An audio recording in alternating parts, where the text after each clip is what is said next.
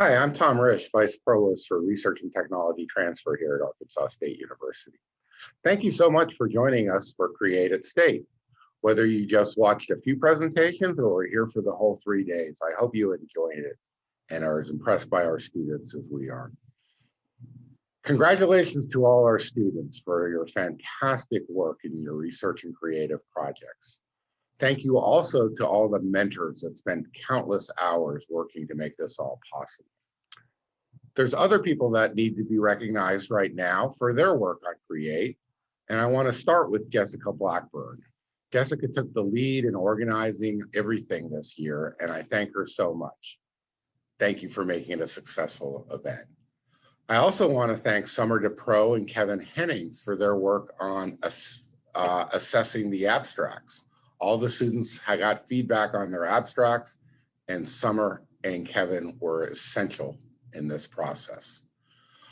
In regards to the abstract, there was dozens of faculty reviewers that provided this feedback. Thanks to each and every one of you. Also, the voice of Create is Jonathan Reeves, and we want to thank him. We'll be hearing from him tomorrow. I want to thank Galen Perkins, Mark Reeves, Callie Perkins, all for making this event possible and a success for all of us. Please join us tomorrow at 2 p.m. for the award ceremony. We'll see you then. Wolves up, everyone. Some presentations are the results of a classroom project, oral history, service training, assessment, journalism, or quality improvement activities. Such activities may have been deemed not to meet HHS OHRP definitions of human subject research designed to develop or contribute to generalizable knowledge and thus did not undergo IRB review. Hello, my name is James Cromer. This is my Create a State video submission regarding my research work utilizing CRISPR-Cas9 to identify regulatory genes of interest in soybeans against Phytophthora. We do this work because soybeans brought in a total revenue of $31.2 billion as of 2019, with Arkansas being one of the main producers of soybeans. Phytophthora is an oomycete that is a leading cause of root rot, with soybeans being the only known crop to host this pathogen. It is heavily studied throughout the United States, and it produces zoospores that attach to the plant, therefore leading to root rot and the resultant death of the plant. A hypothetical mechanism of the Phytophthora is that it produces two proteins, one of them being recognized by the receptor of the plant cell, which then leads to regulatory genes being caused to be expressed, which can then lead to the plant being able to defend itself. If the pathogen releases a protein that is not recognized by the plant cell receptor, the plant cannot release regulatory genes and is therefore caused root rot and then a resultant death. Current progress on finding regulatory genes is we are using publicly available large-scale gene expression data sheets. We have found essential transcription factor genes which are activated when PSOJ infects the plant. We need to verify the regulatory genes using molecular studies. CRISPR-Cas9 is how we do much of the work in our lab. Clustered regulatory interspaced short palindromic repeats. It is an enzyme guided by RNA used to edit genomes. It interacts with the DNA, allowing the Cas9 protein to cause a double-stranded break if there is enough gene sequence similarity. It then cleaves a few nucleotides up from the protospacer adjacent motif, or PAM. The targeted DNA with a double-stranded break can now be repaired by non-homologous end joint pathway, which is error-prone. It could lead to mutations and potentially knocking out a whole gene space. Here's the methodology behind the CRISPR-Cas9 work.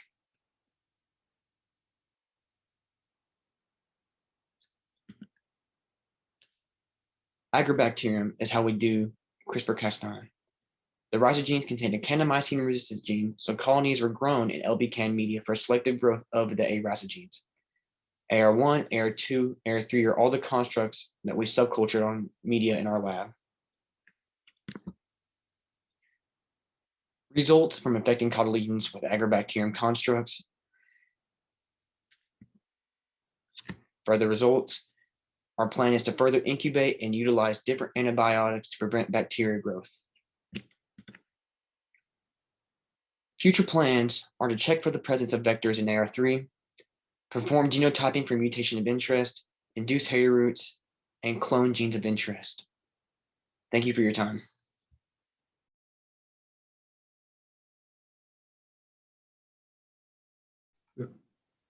Hey, good evening, everybody. My name's Ahad Sandrani, and I'm a senior CIT and business management major. And I'm Zane Brown, and I'm also a senior and a CIT major. And today we're going to be looking at the face mask verification device that Ahad and I have developed over the past few semesters.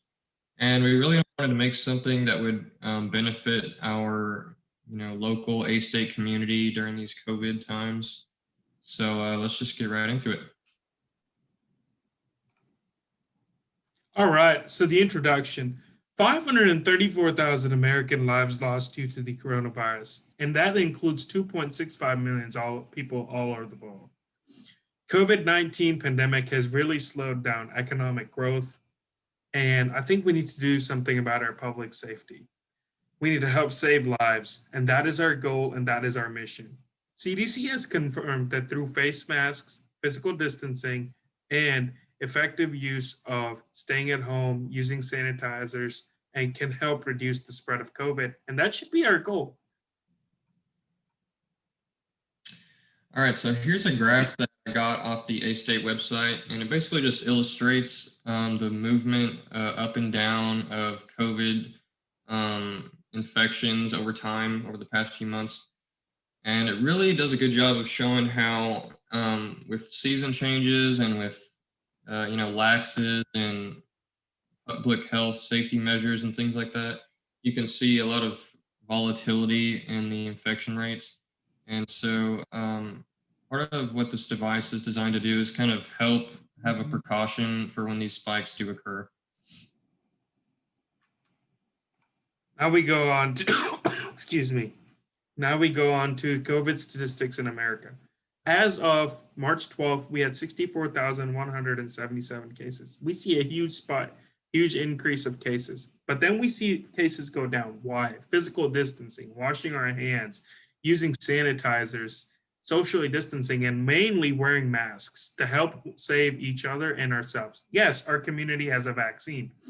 The vaccine is new, but we believe that face masks are going to be a new thing and they are going to stick around, especially during flu season, in nursing homes, and in also other various different markets. So this is a quote from John Hopkins Medicine website, just a few, it's a pretty recent quote.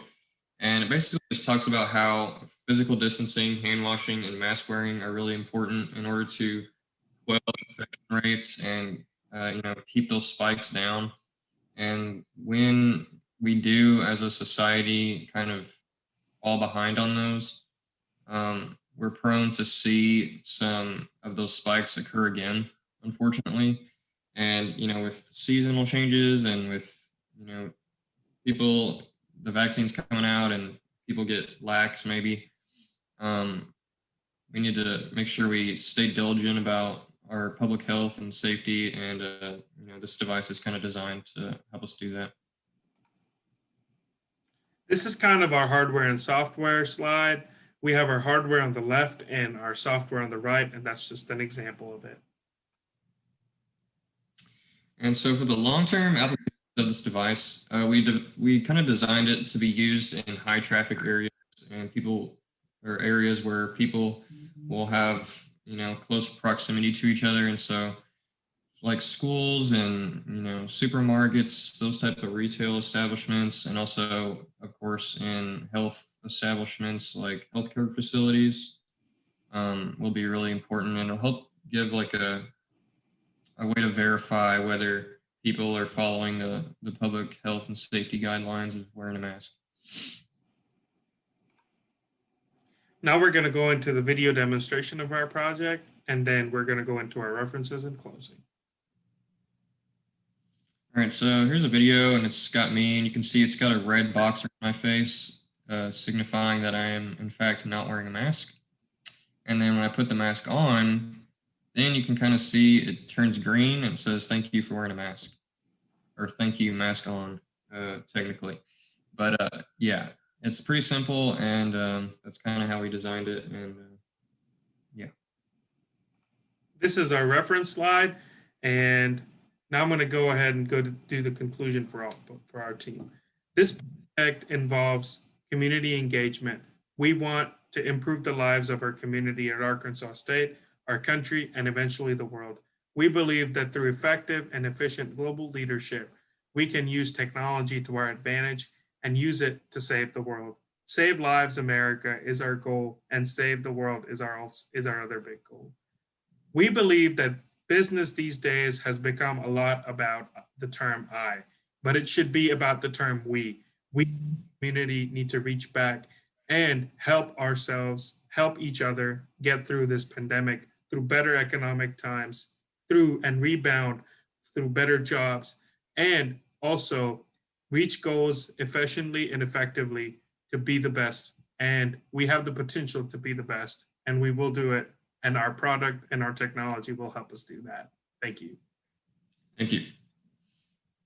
Some presentations are the results of a classroom project, oral history, service training, assessment, journalism, or quality improvement activities. Such activities may have been deemed not to meet HHS OHRP definitions of human subject research designed to develop or contribute to generalizable knowledge and thus did not undergo IRB review. Hello, good morning, or good afternoon to those of you who are watching this video at whatever time of day. My name is Rush Evans. I'm an environmental science graduate student at Arkansas State University. In today's presentation, I will be covering the beginning progress of my research project. This research project is over rice variable nitrogen application. As an introduction to this presentation, most in the agriculture industry know how important soil health and nutrient levels are in producing a healthy and profitable crop.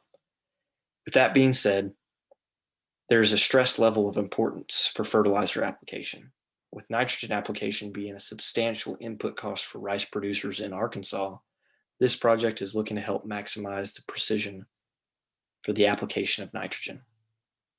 In this project, I'll be flying a drone, also known as an unmanned aircraft system, that will be paired with a multispectral sensor to capture aerial images.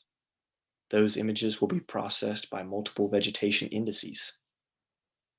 A vegetation index is a single number that quantifies vegetation biomass and/or plant vigor for each pixel in a remote sensing image.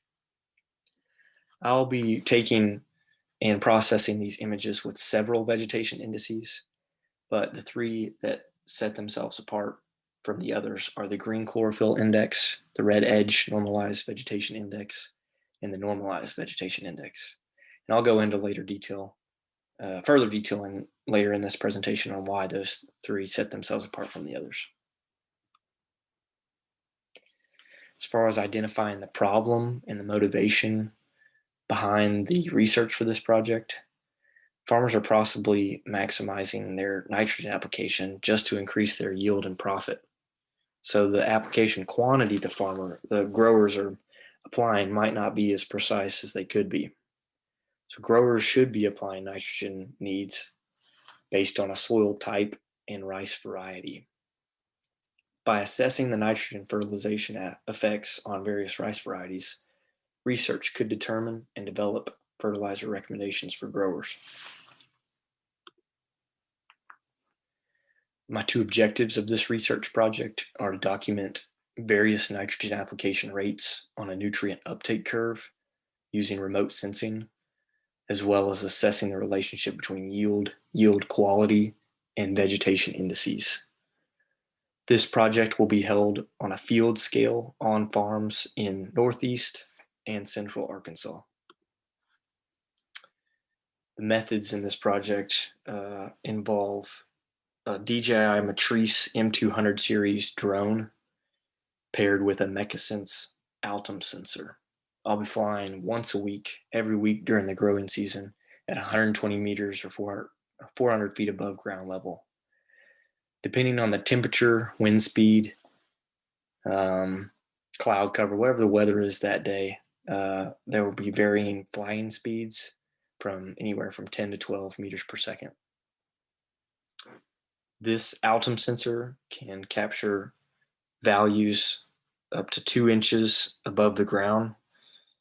And that sensor, the Altum sensor, uses a radiometric thermal camera with 5 high-resolution narrow bands. That produces advanced thermal, multispectral, and high-resolution images for advanced analysis. After those aerial images have been taken, Pix4D Mapper will be used to stitch the images together, and Pix4D Field software will be used to create a prescription for the growers on which part of their field needs what amount of nitrogen application. In the 2020 growing season, Arkansas State had the opportunity to work with a Central Arkansas grower by the name of Matt Morris, and they had the opportunity to record a full season of remote sensing data, and it was collected in the same manner that this project's data will be collected. Having access to this data, predictions on important timing and application rates can be made before they occur in this project. As far as conclusions and recommendations go, based on the 2020 growing season data, the green chlorophyll index, the red edge normalized vegetation index, and the normalized vegetation index will be the 3 key vegetative indices used for this project. The reason why these 3 will be focused on is that their values show a greater number of difference between the others.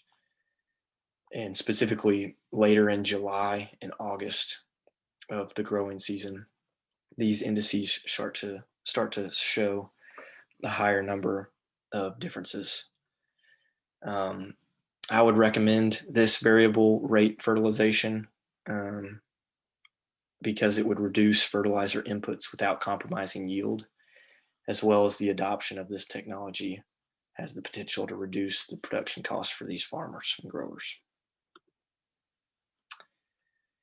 I would like to thank the Arkansas Biosciences Institute, as well as Arkansas State, for funding this project, as well as Mr. Matthew Morris, the grower, who is helping us carry out these research plans on his farm.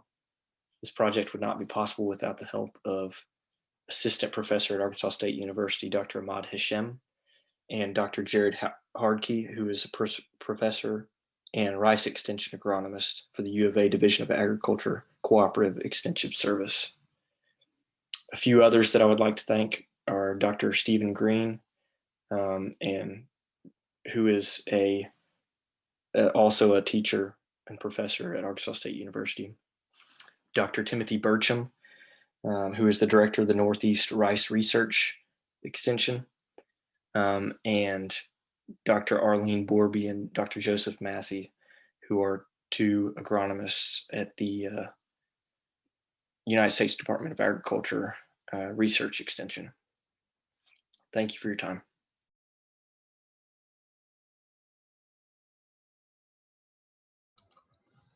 Hi, my name is Daniel Schultz, and I'm a graduate student at Arkansas State University College of Agriculture.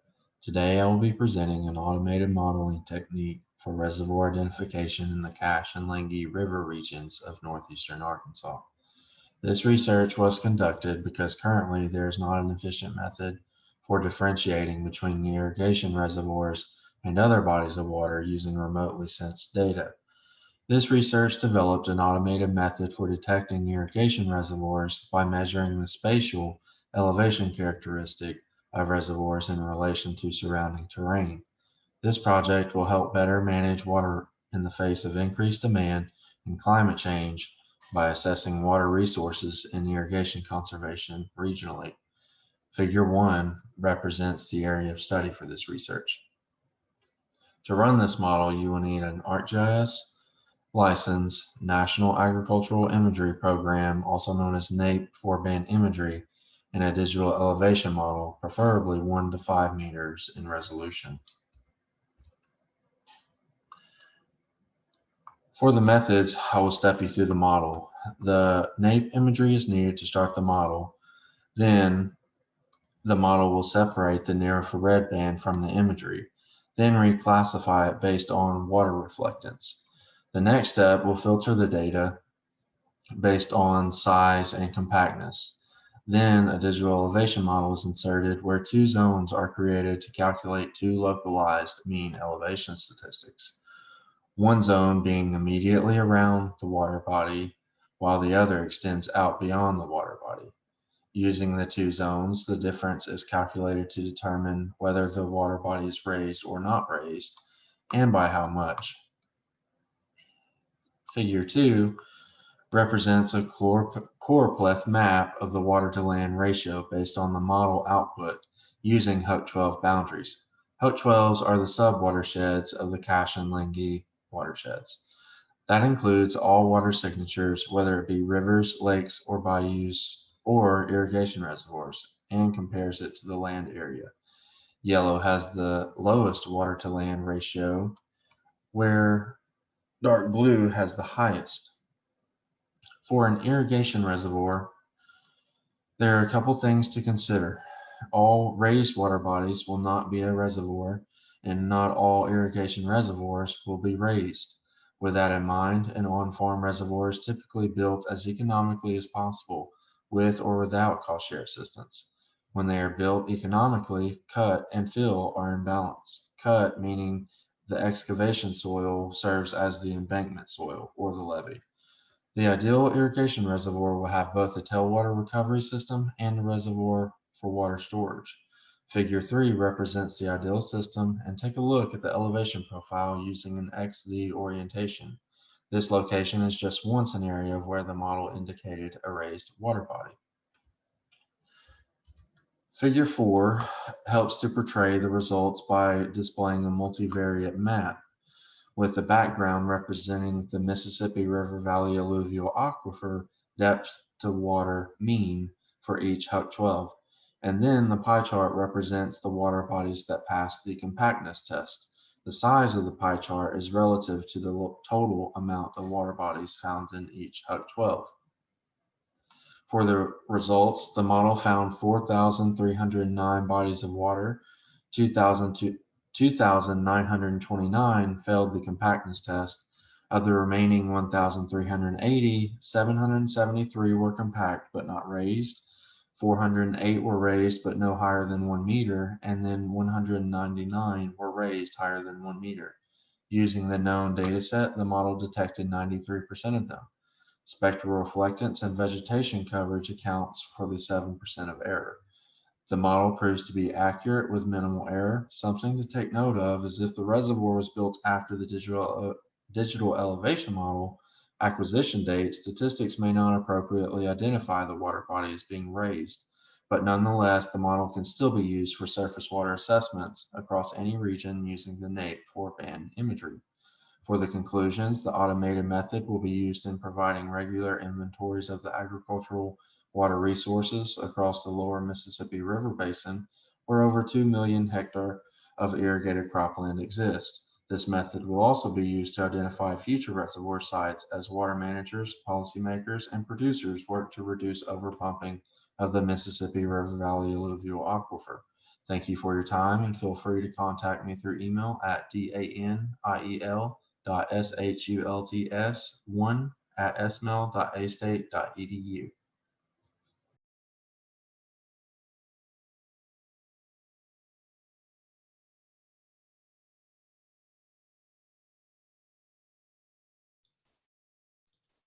How are you all doing? Greetings to the student researchers of the College of Engineering and Computer Science who are part of Create at State. Research and creative activity are some of the very high impact experiences for the students outside the classroom that add to their learning experience. It also helps them build on their training and maturity as professionals ready to make contributions to society after graduation. I'd like to take a couple of minutes to talk about the training and preparation of the student researchers as they prepare themselves for productive roles in society. More than ever before, we live in a globalized, interactive, and highly interconnected world. This is also reflected in how companies and research labs or consortia do business. Collaboration is the name of the game. I urge the student researchers to keep that in mind, step outside their comfort zone, and listen to presentations at Create at State from disciplines that are far removed from their own. For example, the sciences, the arts, education, to name a few. Just the willingness to step outside their comfort zone will pay off in the future in unanticipated and surprisingly pleasant ways. To wind up, I'd like to express deep appreciation for my colleagues who have acted as mentors to the student researchers and RTT, as well as Office of Advancement, especially Jessica Blackburn, in hosting this spectacular virtual event.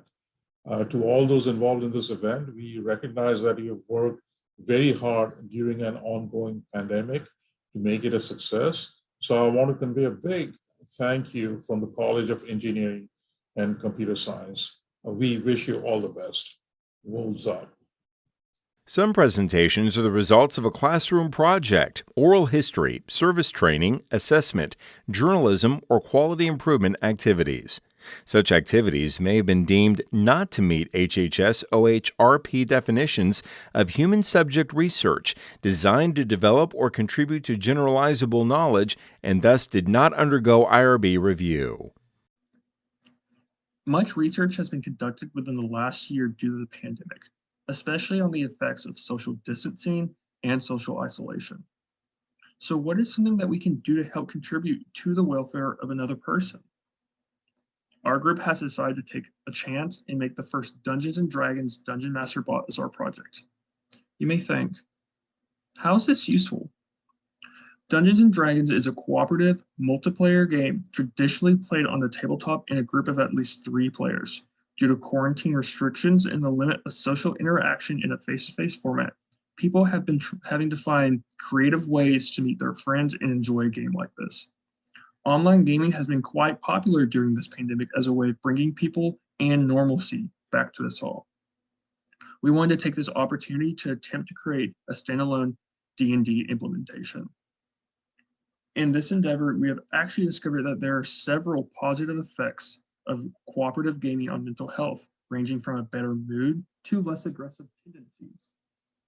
Due to social distancing, there's an increase in reported feelings of agitation and even suicidal indentation. We want to alleviate any pain that we can, while also bringing people together for a day of fun once in a while.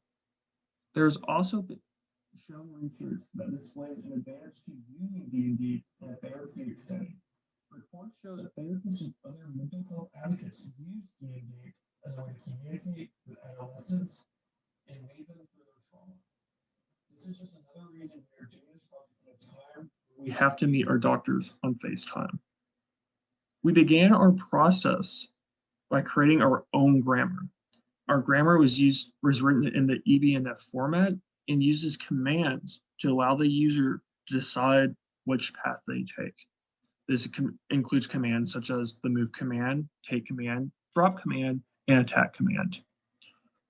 All this is written in a grammar and parser to allow the user to input their opinion on what to do. In this parser, we use the Apply library in the Python language, where we create our own nouns, verbs, directions, NPCs, objects, and articles, all as tokens to use. In this, we are able to create our own parser using our very own command language, in which a command can be a verb article, a verb word article. That is, we use specific keywords such as drop, grab, go, head, kill, attack, and sneak currently to allow the user to pick what they do.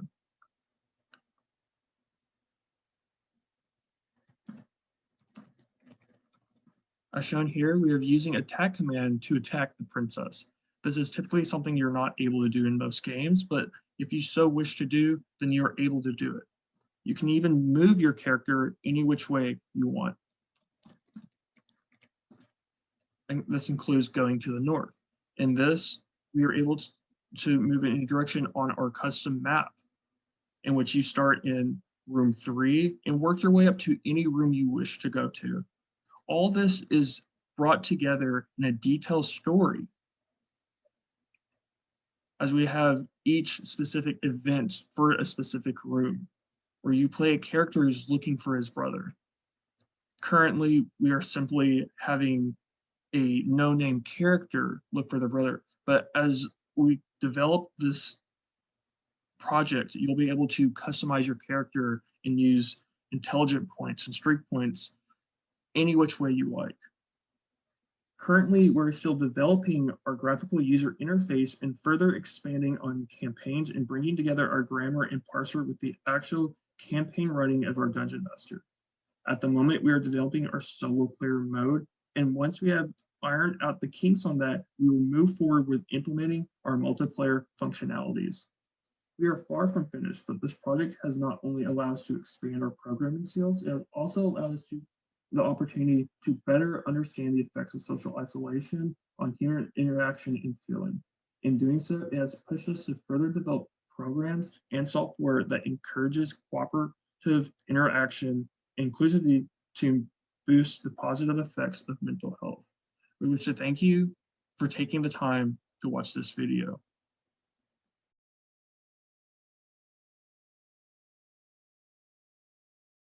Hello, my name is Rich Diffenay, and I'm accompanied by Jacob Elrod and Drake Plunkett. And for our senior project, we have chosen to recreate chess in VR. We're using the Unity engine along with the HTC Vive and the Oculus Quest headsets. And we have put together a 3D environment through which a player can play a rudimentary game of chess. The idea of the game is to physically play a game of chess without having all the upkeep, which you would normally have in real life. The board and pieces, having to lug them around and everything. We will have divided our project into 3 main developable tasks: the game logic for like the game engine, the chess engine, the map and environment design, which I have taken care of, and the multiplayer capability, so that you can play with your friends across the country. You know, actually be there in person. I am responsible for all the map and pretty much the player interaction. I use a combination of free prefabricated assets from the Unity store, put a little bit of my own touch to most of them, change the textures and materials to give them my own new look, design this entire map that you can see here, which is our demo map that we're going to use to showcase the game. As far as the player controls, I used a Steam VR plugin and the Valve VR library, which is very easy to implement into Unity. It kind of comes with it. It allows for a lot of scripts that are already pre-written to help go ahead and generate some of those physics that you would want in your player and interactions. And for like the piece movement, picking up and interacting with pieces, I wrote some scripts, C# scripts for piece physics and interaction, using sphere colliders and a few other things in order to allow you to pick up pieces and move them as if you would in real life.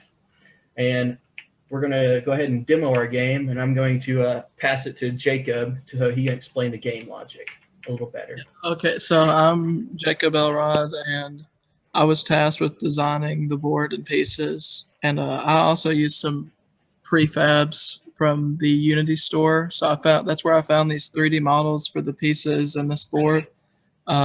So I actually programmed the entire all the game logic, the pieces movement, all that's taken care of through code and manages what you're seeing. So in this 3D world, there's a text counterpart where everything's managed through code. And so right now it's implemented so 2 players could sit and make moves on this board, and it keeps itself in check with certain logic, with certain rules. So these players are kind of bound to the rules of check, or kind of bound to the rules of chess. And yeah, okay. We've also added highlight features so that you can easily see in person where you're moving or where you're able to move. It helps with understanding if there is a check on board that you can't clearly see or not worried about.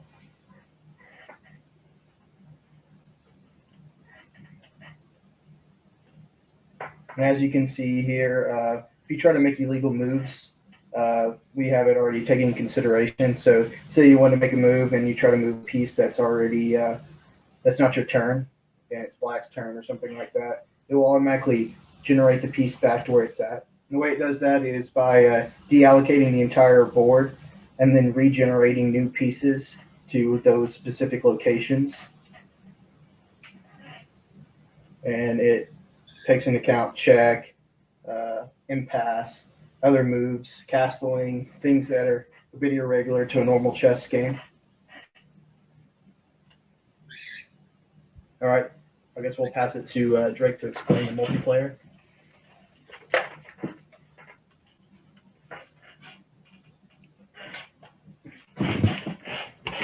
My name is Drake Plunkett, and I have been heading the development of the multiplayer system for our game. Using Unity's UNet library, I've put together just a very basic multiplayer model in which two clients connect to a single server. Both clients spawn in as an object, as I'll show here.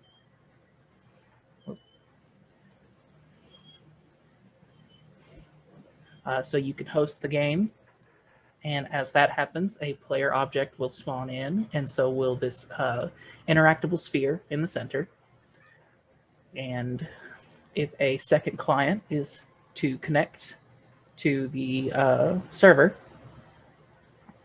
you'll see that a second cube spawns to represent that player. And the sphere represents a level of interaction between the players. Eventually, any change made on the sphere will reflect on both clients, and this interactivity is a stand-in for the chessboard itself, so that we can our group can split the development over time, while I learn the multiplayer aspects and they finish up with the chess development. All right, so that's all we have so far for our project. Thank you.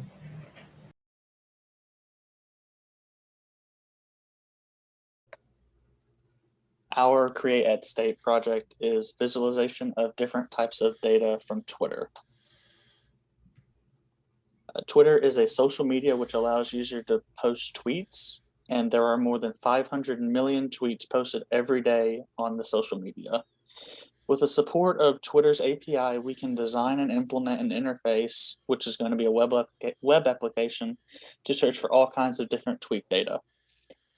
This website application will return many features of descriptive statistics, and it will use machine learning methods to address the problems of clustering and the latent derelict allocation algorithm. For collecting the data, we mainly use Tweepy.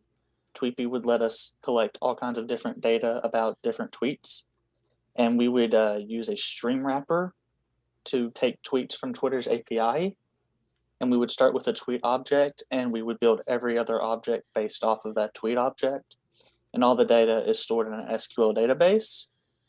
And soon we will be able to have new data put into the database without the use of Tweepy, since Tweepy cannot pull this kind of data yet. And now I'm going to pass it off to Thomas for the GUI. All right, so I'll go ahead and get the GUI started here.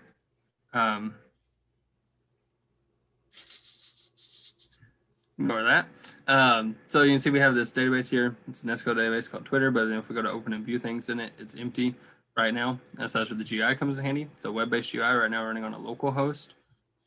So we can go, we're at the homepage right now. We can go to this collect data, and here we can enter keywords. So say we want to know about the current virus situation, or what people are saying about the current virus situation. We can search keywords such as COVID and virus with maybe hashtags like pandemic, and we can make it have a runtime of 1 minute. Now, when we do this, it'll run for 1 minute, and any tweets containing the keyword COVID or virus or the hashtag pandemic within that 1 minute of runtime on Twitter will be pulled into our database and stored away that we can use for statistical analysis. And so while this is running, we're going to hand it over back to Ben, and he'll talk about statistical analysis. Okay, So about the statistical analysis, this is the second step after collecting the data. And from this point, we do the descriptive statistical analysis for at least 4 features. And the first one, we talk about the locations. And the second thing is the language and hashtag counting. And the other one is for the pie charts. So basically, we're using the Python programming language to write the implementation of counting. And we get the charts from the Bokeh framework to get the HTML file. So the next slide is the example when we have the wrap from the HTML file, and the GUI will get it and return for the user end line. So, and so we can go and see that here. So now we can see that our data has been fetched successfully. And if we go and look in the database, now whenever we look in here, we have a full database full of hashtags, users, and tweets. And in that 1 minute, we collected over 2,100 tweets from over 2,000 users. And then, so now we can go back here and we can go back to the home page and then go to this create graph, and that will create all the visualizations. And now we can analyze it by location. And this breaks it down by, shows the number of tweets from each location within the collected data. Here's United States, Canada, Brazil, and how many from there. Then we can go to hashtags, and this shows trending hashtags that were along with the tweets and data we collected from when we ran the data fetch. And then we can do it by languages, and this shows all the languages that were present in the collected data and how many tweets were from each language. And so that about wraps up everything from the GUI and what it did and what it ran. In this final slide, we can see the references we all used to do the create at state project and get it to where we got it. And I think that's about it.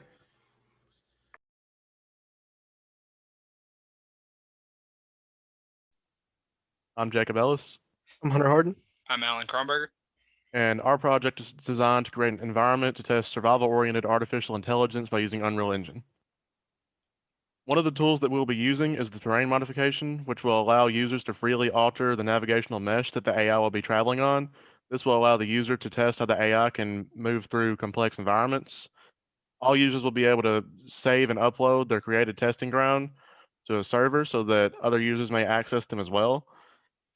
And we also created a few different types of artificial intelligence to observe how each of them will respond to the environment as well as how they respond to other AI. And finally, we have environmental objects such as vegetation, which will be used to test how the AI's ability to find and navigate to prioritized objectives. To accomplish terrain modification, we made use of the marching cubes algorithm. Our world is made up of a grid of chunks, which is made up of a grid of cubes. Each cube can have 15 different variations depending on where the terrain crosses through it. It uses a lookup table to determine the vertices that we then feed into Unreal's procedural mesh component to draw the terrain in the world. Our server architecture, we're doing a simple Node.js server using Express with SQLite 3 as the database and Multer for the file parser. I'll now go ahead and show a demo of the map download and how the terrain modification works. So this is our download screen here. These are a few test maps that we've uploaded. So I'll go ahead and upload one. It does take a minute to load the world once it's downloaded.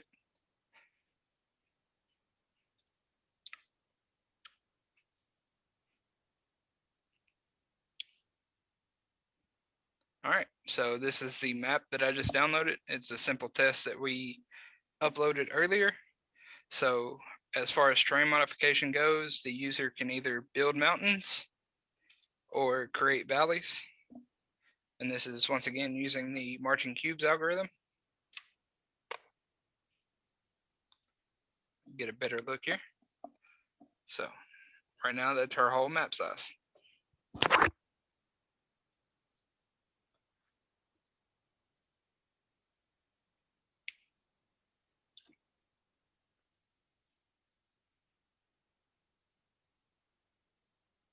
So finally, we have artificial intelligence. From the beginning, all users will have 2 AI. The first will be a predator AI. The predator AI will roam and seek out prey AI to consume, and the prey AI will roam flee and hide from predators if they're in the vicinity. And if there are no predators, it will seek vegetation to eat. All users will be able to create more advanced AI. They can do this by modifying the starting AI, or they can create their own AI from scratch. In this project, all artificial intelligence are going to be judged based on their ability to survive, with a longer survival time indicating a more successful AI. Survival is going to be split into three main components, which are the objectives that an AI is going to accomplish to survive. The first is its ability to navigate the terrain. This is its ability to move through complex objects or around complex objects. The second is its ability to interact with the environment, such as the prey's ability to eat vegetation. And the third is its ability to interact or react to other AI, such as the prey's ability to flee from the predator and the predator's ability to track and eat the prey. We have a quick demo of this in action. The first world is going to be the predator and prey in action. We have the prey here represented by a mannequin, and the prey, and then the predator is represented by the hand. As you can see, the prey is going to immediately start fleeing from the predator. It's going to hide. The predator, once it's broken line of sight, the predator will roam. And then if the prey moves back in line of sight, you'll see that the predator was able to eat it. The second is going to be the prey again, and it's going to have vegetation. The prey is going to attempt to locate and eat vegetation. As you can see, the prey is going to perceive the vegetation and immediately begin eating it. If it can't perceive, it's going to wait, look, and then once it's done, it's going to begin roaming. So that is our project and our testing ground for artificial intelligence. Some presentations are the results of a classroom project, oral history, service training, assessment, journalism, or quality improvement activities. Such activities may have been deemed not to meet HHS OHRP definitions of human subject research designed to develop or contribute to generalizable knowledge and thus did not undergo IRB review. Hello, my name is Shannon Hughes. I'm a senior in the civil engineering program at Arkansas State University, and today I'm going to be talking to you about my project, Computational Analysis Tools for Nanoscale Material Science. The advisor for this project was Dr. Drew Fleming, an assistant professor of mechanical engineering at Arkansas State. In order to understand the scope and importance of this project, some background is required. First of all, molecular dynamics is a widely utilized computational method for simulating material behavior at an atomistic scale. LAMMPS is an open source molecular dynamics code developed by Sandia National Lab in Albuquerque, New Mexico. The output files from LAMMPS are often very, very large. Therefore, meaningful analysis of the MD simulations run in LAMMPS requires a post-processing software such as Oviedo. Oviedo is used to visualize the output as well as run various computations or collect various information from the files. There are various modifications which can be applied within Oviedo to further visualize or perform computations. One of these is DXA. DXA is the dislocation extraction algorithm. Dislocations are naturally occurring defects which form in materials under stress. In molecular dynamics, these dislocations can give insight into the dynamic behavior of a material. Dislocations are primarily quantified by the dislocation density, which is defined as the total dislocation line length divided by the material volume they are contained within. The figure shown in the top left is a sample of the visualization of an output from LAMMPS within Oviedo. Each of the spheres in the figure represents a single atom within the simulation. Before this project, within the Oviedo GUI, the only way of calculating the dislocation density and storing it in an easily accessible and usable manner required manual collection of the dislocation line length and material volume at every single time step of the simulation. For large files with many, many time steps, this would be a very long and tedious process, which had potential for human error. Manual calculation also required significant computational overhead to handle the rendering of the simulation cell in addition to the memory overhead required by the DXA algorithm. To reduce this burden, dislocation density analysis routine has been automated using Python. The end result is a robust general routine that automatically compiles the dislocation density over time data for a given simulation file. Previously, various modifications would have to be applied to an already rendered simulation within Oviedo. Once these modifications had been applied, then the data collection could begin. First, the dislocation line length data collection could be gathered from the dislocation analysis tab in Oviedo. Then the material volume had to be found in the construct surface mesh tab. Both of these values could then be put into Excel and calculations could be done. This had to be done for every single time step, and each time step would take about a minute due to the rendering time required as well as the data collection and transportation required. Now, with our automation, it takes about 10 seconds per frame. Furthermore, the user can now leave during the time that this is running and do something else with their time. The figure in the bottom shows the output of a 19.55 gigabyte file, which contained about 128,000 atoms and 444,000 time steps sampled at every 2,000 steps. It was processed and the dislocation data had been compiled and exported in just 25 minutes. The previous manual method would have taken over 1 hour and would have been prone to data errors. This automated data analysis routine provides a framework for performing more advanced dislocation-based post-processing of MD simulations, including calculation of dislocation velocities and correlation of dislocation nucleation with stress-strain behavior. At Arkansas State University, this will be utilized in the continuing research on the novel mechanical properties of aluminum core amorphous silicon shell nanostructures. This script will also be made freely available in a public repository to be utilized by other researchers. We'd like to acknowledge that the funding for this project has been provided by an ASU Undergraduate Research Assistant grant and a Student Undergraduate Research Fellowship grant from Arkansas Division of Higher Education, and assistance from Mr. Mohammed Adawi, Masters of Science and Engineering student at Arkansas State University on Python programming is gratefully acknowledged. Thank you so much, and I hope you have a good day.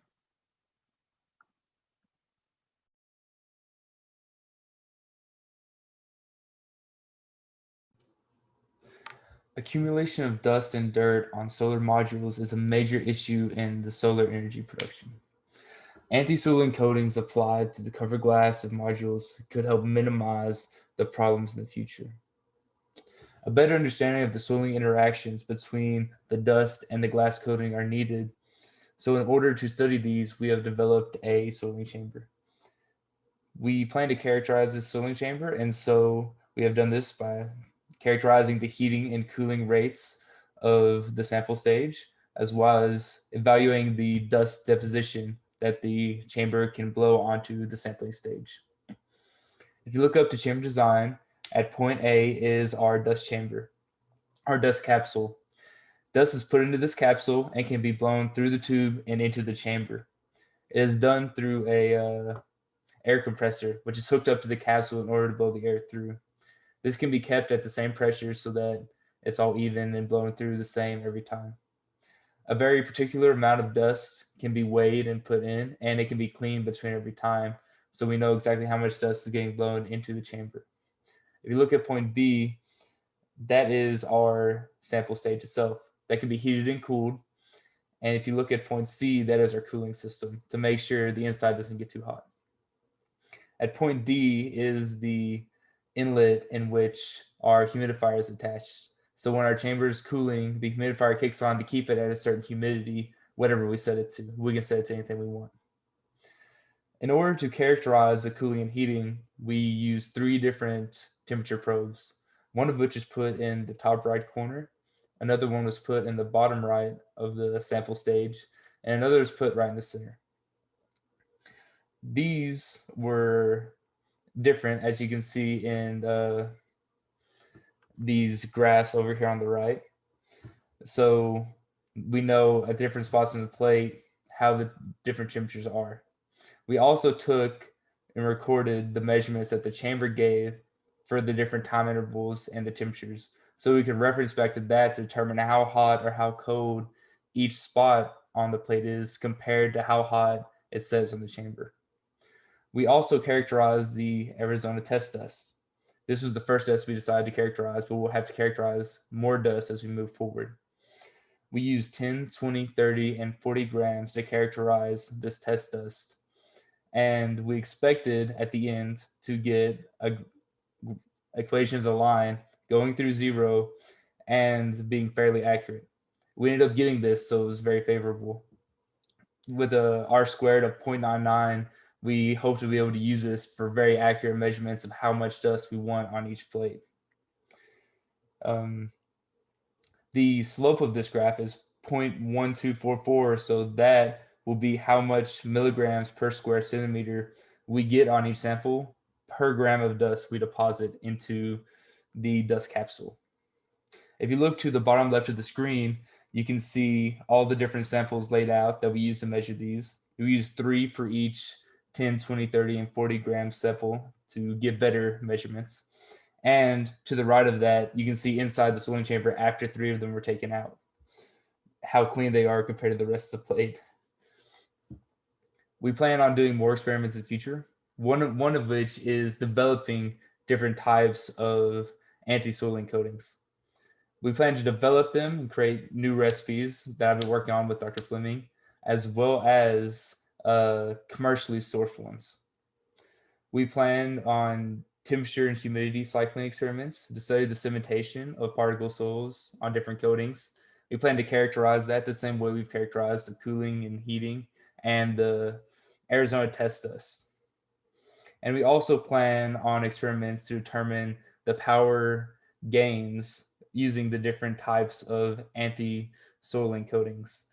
Determine how well the anti-soil and how much power actually comes through after the coating is applied compared to with them without it. I would like to thank Mr. Mohammed Adawi for his assistance in characterization of the experiments, as well as the Undergraduate Research Scholars Program and the Department of Energy for helping fund this.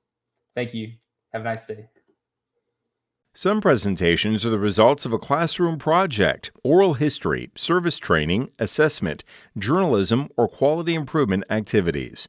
Such activities may have been deemed not to meet HHS OHRP definitions of human subject research designed to develop or contribute to generalizable knowledge and thus did not undergo IRB review. And today we'll be presenting the mobile application developed by Zara Alisman Oleshegnakiemi. She is an enzyme. In today's presentation, we'll be talking about what is Probot, what makes Probot different, and how Probot works. Probot is a mobile application designed to help individuals compare and find product offered by Facebook Market and Craigslist. The idea originally came from a colleague friend who bought motorcycles and sold them on Facebook Market and Craigslist, but he always had a problem, which was having to constantly check his phone for newer motorcycles so he doesn't miss out on the best deal. So he decided to think of a service that would notify the user whenever there are newer product up on Facebook Market and Craigslist, which would give him an advantage when it came to buying and selling motorcycles. Probot is developed for people like this who always are looking for the best deals and always want to find and compare products offered by Facebook Market and Craigslist. Probot is different from other e-commerce websites or services because with Probot, you can easily compare products from multiple websites. It is constantly searching for new products and deals, so the user never has to lose on any deals.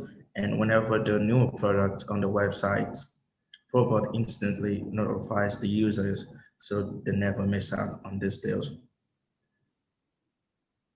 Probot consists of 4 major components, which include the interface, the database, the server, and the bot. The database stores all the data from the user from each website, which is Facebook Market and Craigslist. And with the database, we can store this data and ensure the users never have to miss out on any deals. Okay, for the server part, for planning out the server, we have endpoint, data in the app's request, and data in the server's response. The HTTP methods we used are put, get, post, and delete method. All data is in JSON format. This will make it simpler for the app and server to pass data back and forth. Next is the bot. The part I'm currently responsible for is scraping product information from the website. The method I currently use is Beautiful Soup. which is a Python library for extracting data from HTML and XML files. The way to use Beautiful Soup is, first, we need to import all the libraries that we are going to use. Next, declare a variable for the URL of the page. Then make use of Python to get the HTML page of the URL declared. Finally, parse the page into Beautiful Soup format so we can use Beautiful Soup to work on it. I have used it to complete the information scraping of Craigslist, find the items by searching for specific class names in a loop, and get their name, ID, URL, price, and location. The bots search thousands of items in seconds. For the Facebook market, it is more difficult to scrape data than Craigslist, so the method I'm using is Selenium. The reason I use the Selenium is that the Facebook market is JavaScript heavy, and I found it too difficult to scrape using other solutions like Beautiful Soup. Okay, for the interface, we have the main page, which is direct us to the sign up or login. So when the user clicks on sign up button, they will have form here to fill up. And after signing up successful, they will redirect it to the login page. After the user log in successfully, they will redirect it to the home page, which has the profile, search, or list of items. So the profile page will have the user informations here, and they will be able to modify their informations. And for the search page, after they click it here, they will have this form to fill up and to search for the item they want. The item name, the zip code, and radius are required, but the model, make year, and price are optionals. So after searching, they will see the results. Here we have the my items, which is a list of items the user wanted.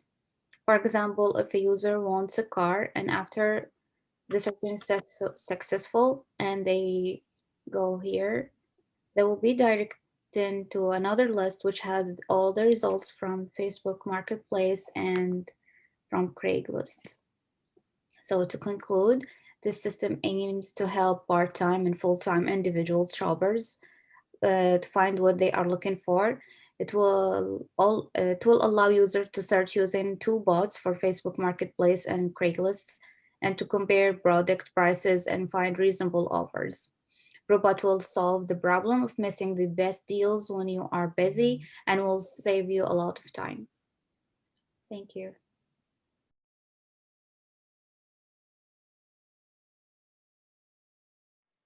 Hey everyone, my name is Jagger Harness. I'll be the presenter for our group's project, Smart Park. The rest of our group is Austin Smith, Vu Nguyen, and Hamil Patel. Our factory mentor is Mr. Christopher Saldivar. Parking lots in high-density traffic areas are known to become congested, and university parking lots are not exceptions to this. Parking on the A-State campus has proven difficult for many students, faculty, and staff.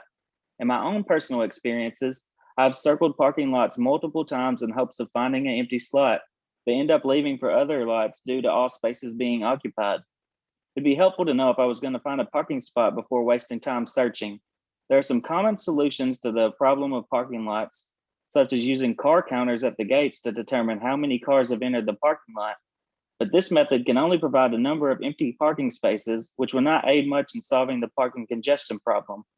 Another solution is installing sensors for each parking space, and while this method may be helpful, it is very expensive to implement and maintain. Thinking innovatively, our group proposed a method that is highly efficient and cost-effective. The idea was to create a parking space detection system that is based on image processing with the aid of machine learning technologies. To create this system, we had to separate into two tasks: the client mobile application and parking space detection system.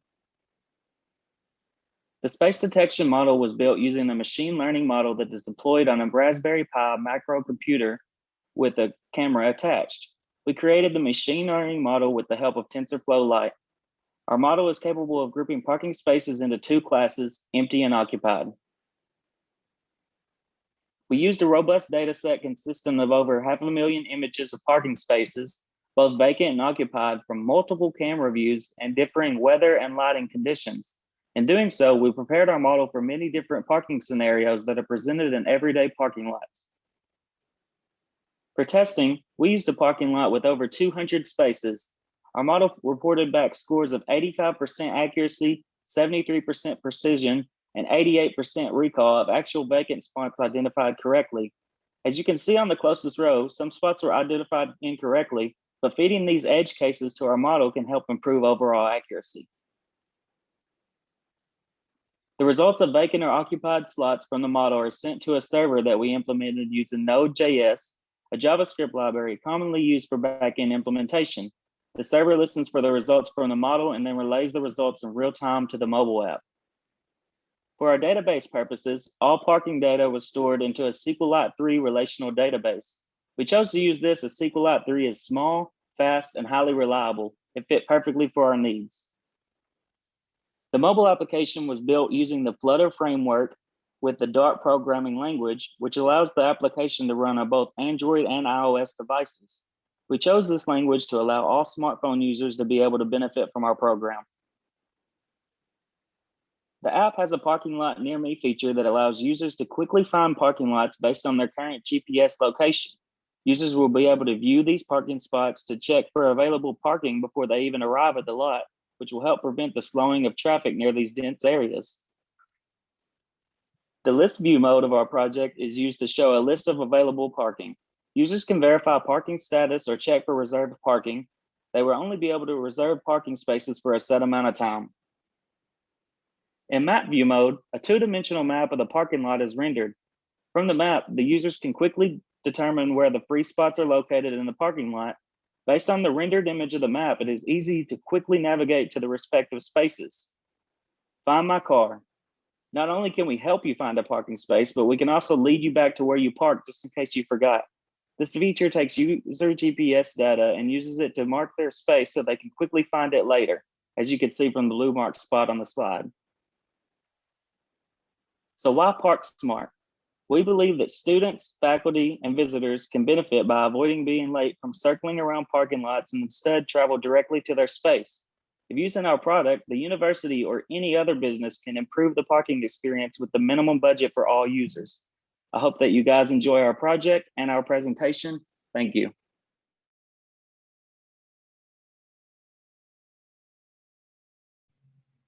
Hello everyone, this is Jayasrani Mandapaka and I am here with Victor to discuss our research on estimating musical appreciation using neural networks. These are the contents that we are going to discuss in this presentation. This research estimates the degree to which a person appreciates given piece of music to predict and suggest the next song. It is helpful in digital forensics for rehabilitation of the prisoners, for mentally challenged subjects, and also for the persons who are suffering from depression. It involves deep learning algorithm to extract musical attributes. Estimation involves listening to sample music pieces and reflecting the choice in terms of attributes such as genre, tempo, key, and pitch. This is given as a feedback by the user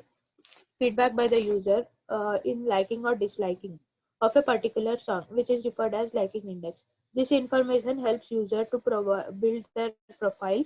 Algorithm uses liking index to recommend the song to be played next. Music is a language of its own with expressive and communicative characteristics. This music is composed by using musical elements and musical instruments. Musical appreciation is we can analyze a song by dividing it into several attributes. Some of such basic attributes are sound, tempo, key, speechness, etc. This is the basic methodology that we are using in our research. It employs an application interface module, file pathing module, loaded input result module, user input module, which will be discussed in the next slide. The module starts by generating sample music for testing purposes. This takes an interactive module, gets the input from the user. This generates attribute scores. This module uses the neural network to train the data, and generate using the attribute scores that are used in status encoding. Finally, we test the module by using neural network and log profile and performance of the proposed system. In the approach, we extracted the data, we visualized it, algorithmic approach to group the data elements based on the fuzzy clustering. Finally, we recommend an algorithm using nearest neighbor. This approach is briefly explained by Victor. Thank you, Jaya. For our reference dataset, we got it from Kaggle. It contains 175,000 songs described by the attributes. The example of the attributes there are energy, danceability, tempo, and instrumentalness. This data is processed to remove null values, repetitions, and abnormal values. An example of the dataset is shown in the figure below. On the next slide, we visualize our dataset. In the first figure, we can show that the acousticness and the instrumentalness has reduced all the way from the 1920s to 2020. The second figure shows that tempo has also increased from the 1920s to 2020. On the figure to the right, we show the correlation between each particular attribute. We can see that acousticness and energy have a very high correlation, so they both affect each other, and acousticness and loudness has the second largest correlation. On the next slide, we show how the clustering is done for our data. We do feature scaling to reduce the impact on our data due to different weights, and we use a k-means clustering with 10 clusters initially. We then use the elbow method and the silhouette coefficient to determine the appropriate number of clusters needed to categorize our data. And from that, we got a 5, as shown in the figure to the right. Then we visualize our data using the PCA and the TNSC methods to reduce the amount of dimensions into 2 dimensions. The first thing we did was cluster the genres using the TNSC method. And as shown here, we have about 9 clusters, each individually colored. On the next slide, we have our song data clustered into five clusters, as shown by the different colors they have there. This is in accordance to the figure or the number we got from the elbow clustering and silhouette method. Now, next slide discusses the algorithm we use to recommend particular songs to user. We first take a number of songs from our data sets. We get the liking index from the user. Then the song with the highest liking index, we find the nearest neighbors closest to the song in a particular cluster. We then recommend nearest neighbor songs to the user and find out if they like it or not. So from our preliminary results, we found out that the results we got were very accurate, but were not as good as we wanted it to be. So to curb that, we decided to create our own data sets in the future to get attributes from songs using a signal processing method and training a neural network to actually categorize the song better than the k-means method that we use in this preliminary show. And we hope that by using this method, we get a better result with a higher accuracy. Thank you.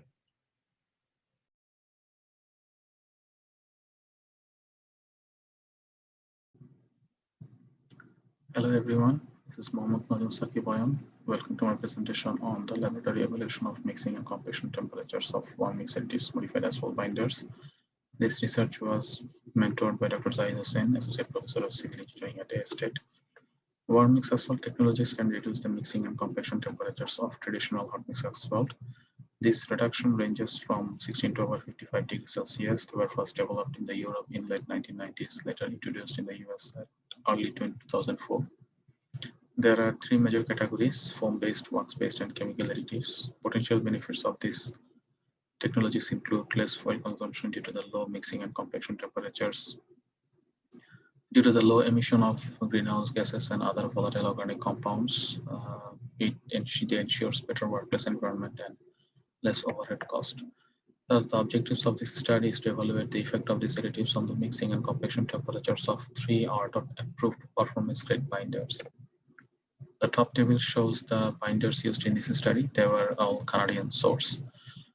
And the bottom table showed the additives used in this study. The Sasabit is a wax-based, Advera is a foam-based, and Regiset is a mixture of different chemicals. The dosages used in this study were based on the past experiences and the manufacturer's recommendations. Before the testing, the additives and binders were blended together following the protocol developed by Dr. Hossain. It's a manual mixing protocol done for 1 hour at 160 degrees Celsius. It comprises with 6 cycles. Each cycle has 9 minutes heating and 1 minute steering. The penetration test was done following RStuD49 specifications. A total weight of 100 grams was released for 5 seconds and the average of the 3 readings were taken. And the rotational viscosity test and the determination of mixing and compaction temperatures were followed by these specific RStuD specifications.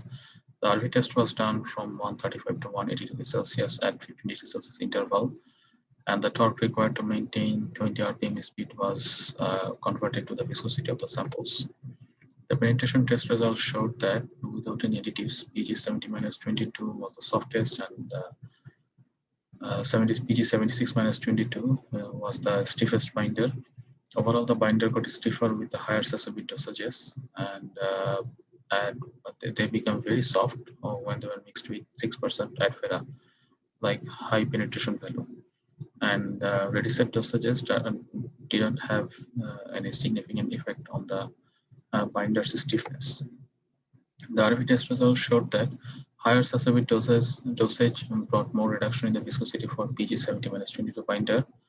6% of Advera reduced the viscosity significantly for PG64-22 binder, and 4% and 6% of Advera reduced the viscosity for 70-22 and PG76-22 binders respectively. Again, the viscosity was found to be insensitive to the Rediset dosages for all binders. These are few sample graph from this study. The mixing temperature ranges from 150 to 197 degrees Celsius, and the compaction temperature has a range in between 136 to 186 degrees Celsius. No reduction was observed for PG76-22 binders marked by red box, and we have observed both reduction in the mixing and compaction temperature for PG64-22 binders, which were marked by the green box. So in terms of viscosity reduction, optimum dosages of Sasabit, Advera, and Rediset are 2%, 4%, and 0.75% by the weight of the binder. At these dosages, sample from both PG64-22 and PG70-22 became stiffer comparing to their unmodified versions. At optimum dosages, Sasabit offered the highest reduction in the mixing temperature, followed by the Rediset and Advera. And similarly, the reduction in the compaction temperatures for PG64-22 binder due to the Sasabit, Advera, and Rediset are 9, 5, and 7 degrees. Means Sasabit offered the highest reduction in the compaction temperatures too. The results in this study could not truly reflect the advent of WM technologies due to the long shelf life of these binders. Based on this study, 2% Sasabit was the best performer in terms of mixing and compaction temperatures reduction, considering only PG64-22 binders. I'm very thankful to Translate in Region 6, the Office of Research and Technology at Arkansas State University, and Ergon Asphalt Emulsion Incorporation and other suppliers for test materials. Thank you. Some presentations are the results of a classroom project, oral history, service training, assessment, journalism, or quality improvement activities. Such activities may have been deemed not to meet HHS OHRP definitions of human subject research designed to develop or contribute to generalizable knowledge and thus did not undergo IRB review. Hello everyone, welcome to my presentation. I am Ryan Choudhury, a graduate student from Arkansas State University in Civil Engineering Department, and my mentor is Dr. Zahid Hossain. The topic of my poster is on the role of powder activated carbon in fly ash, on alkali silica reactivity, and scaling resistance of concrete. Injection of PSC into the flue gases is one of the useful absorption-based technique to lower the emission of mercury vapor released from coal-fired power plants. This PAC is then settles down along with the fly ash in the electrostatic precipitator. The fly ash is routinely used by contractor as supplementary cementitious material which may contain PAC. PAC may have an adverse impact on concrete properties such as ASR and scaling of concrete are the two important durability related issues in concrete. In ASR, aggregates containing certain forms of silica will react with alkali hydroxide in concrete to form a gel that swells. This gel causes expansive pressure and damage concrete. Research shows that addition of fly ash can mitigate the effect of ASR. However, Class C fly ash can worsen the case. On the other hand, scaling of concrete means removal of chips or flakes of material from concrete pavement due to the freezing and thawing cycles and the use of dacing chemicals. So it is important to know how PAC is affecting these properties of concrete. So the objective of this study is to examine the effect of PAC in CFA on the alkali silica reactivity and scaling resistance of concrete. This study will also recommend an optimum amount of PAC to be used in CFA from the perspective of ASR and scaling of concrete. For that, Class C fly ash was collected from two different sources. PAC was added to fly ash manually in bucket in laboratory as 0%, 0.25%, 0.5%, and 0.75% by weight of fly ash. ASR scaling resistance tests were conducted following ASTM procedure. For ASR tests, mortar bars were casted and cured in sodium hydroxide solution. On the other hand, scaling resistance tests, mortar bars were casted and then air cured for 3 days and then subjected to complete 10 cycles of freezing and thawing by submerging into calcium chloride solution. As you can see in the first image, concrete bars, mortar bars were casted and into the mold and then it was subjected for curing in sodium hydroxide solution, maintaining 80 degrees Celsius temperature, and then the readings were taken at 0, 4, 8, 12, 16, and 20 days using the LVDT meter. The effect of PAC on ASR is shown in this graph. The mortar bar showed less expansion than 0.1% at 16 days, which is the allowable limit recommended by ASTM. This also indicates that the low reactivity of aggregates used in this study. The initial increasing expansion rate by most of the samples indicates that Class C fly ash didn't perform well to mitigate the ASR effect. However, the flat curve after 12 days in comparison to the mix with no fly ash, which is S00, supports the theory that addition of fly ash can mitigate the expansion. The effect of PAC has been observed clearly in this second image with the CFA1. Here you can see that the higher amount of PAC show more expansive expansion in case of expansion. Suppose S13 and S14 showed higher expansion, which is 0.5% and 0.75% PAC respectively. In case of CFA2, the curve shows similar patterns. In case of scaling resistance test, no scaling has been observed and the mortar bars obtained 0 rating.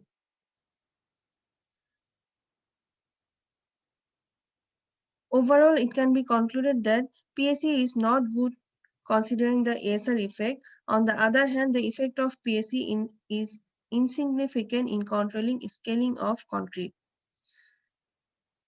The author would like to thank the Transit for providing the financial support near concrete plant for supplying aggregates and admixture, and CFA suppliers for providing fly ash samples. Thank you.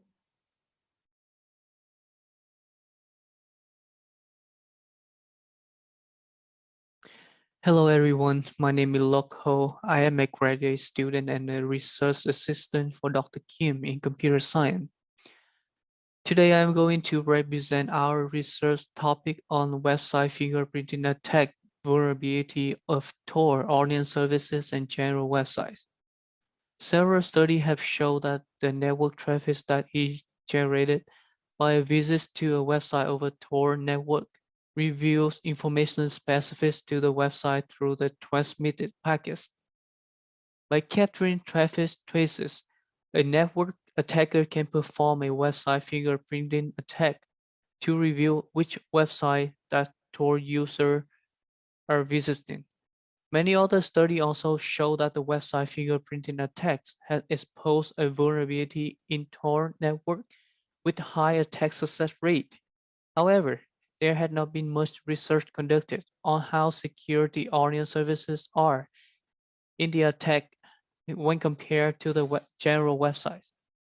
For this study, I want to perform a website fingerprinting attack on the Tor network using two different well-known sets of features to understand the success rate between onion services and general services.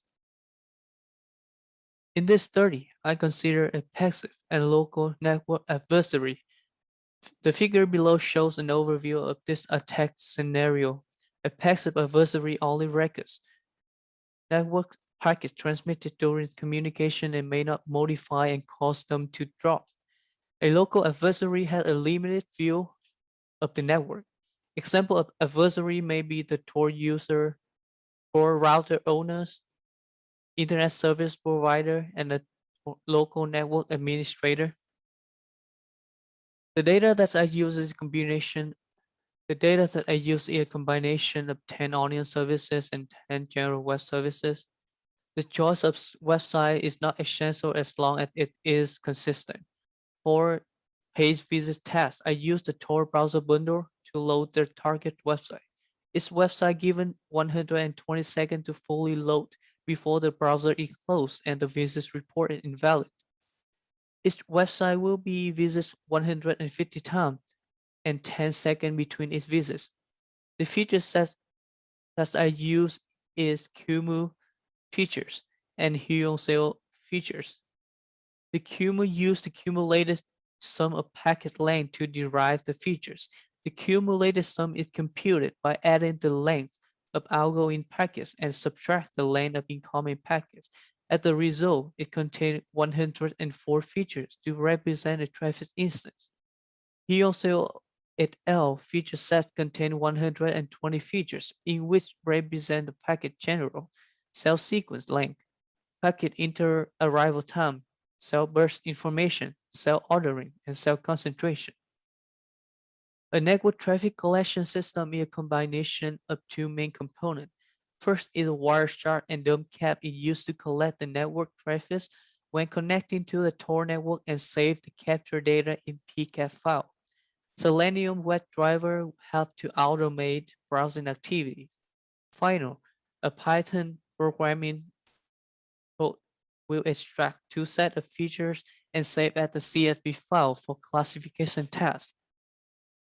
The classification was conducted with XGBoost, decision tree, and random forest. I choose the classification model because it has lower processing time, then it will be good for real-time attack. Classification using the Kumu features outperform OSL feature in terms of accuracy. Classification using OSL feature is faster. Website fingerprinting attack using OSL features show no significant difference in accuracy between general services and onion services. The same attack using Kumu features show significant difference in accuracy between general services and onion services. My studies show that the website fingerprinting attacks still have robust effectiveness on Tor network using general services and onion services. The Tor network provides a better security for onion services than the general services. There is a trade-off between attack time and accuracy. Attacker needs to consider this when performing a real-time attack. In the discussion section, the trade-off between attack time and accuracy can be eliminated by using a better set of features. For my future study, I am now experimenting with more websites in real time, and I show the result in the next study. I also perform a study in which the attack used fewer features but has the same performance. I found that doing classification tasks with only first 10 features in Kumu feature set give the same accuracy. In some cases, give the better result when using all 104 features. After all, thank you for listening to my representation. And if you have any question about my study, please send me an email. I will try my best to answer it. Thank you.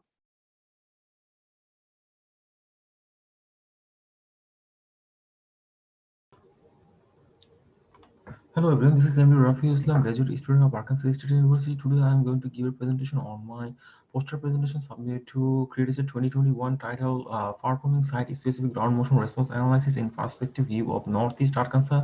This project was supervised by Dr. Jahid Hossain, Associate Professor of Arkansas State University in the Department of Civil Engineering.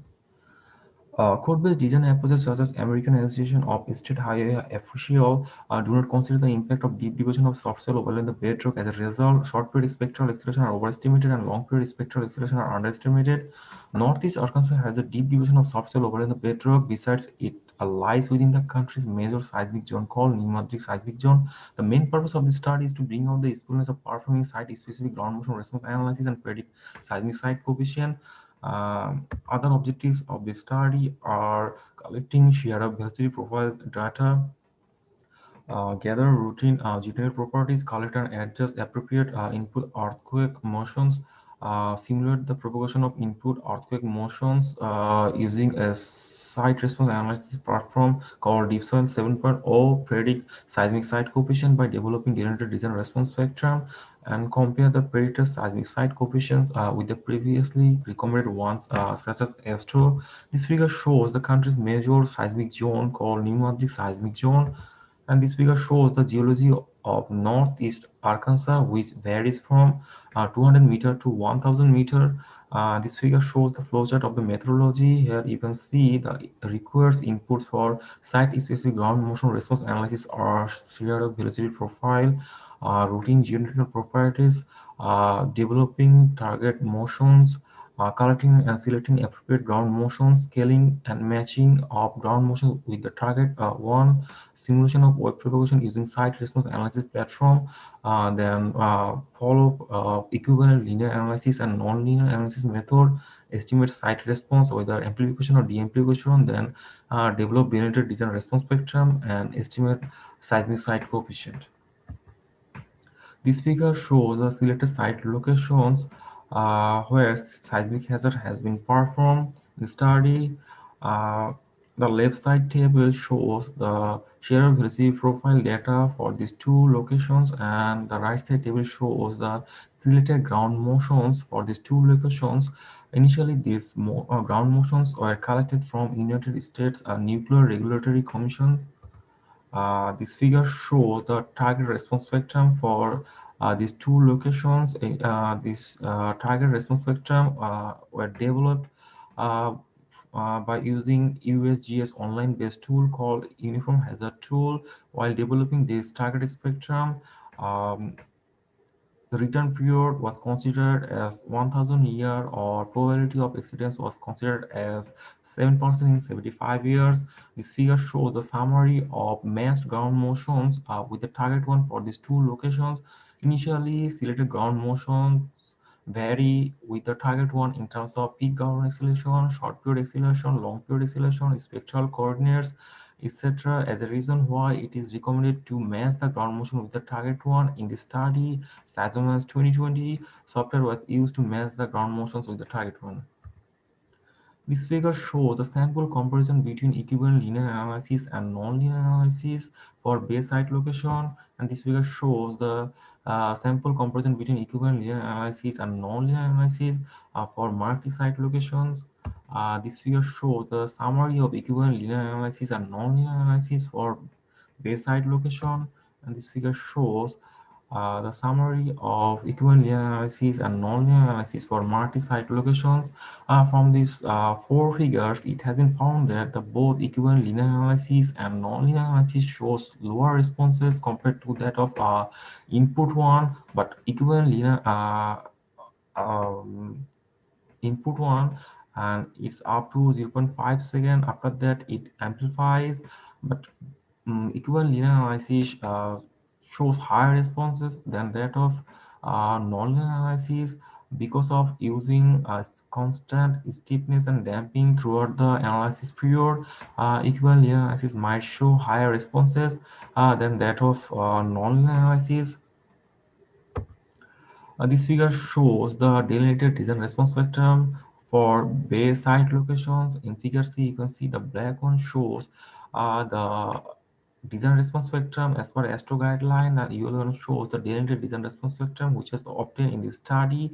And this delineated design response spectrum shows lower responses than that of ASTRO recommended one up to 0.5 seconds. Then it amplifies.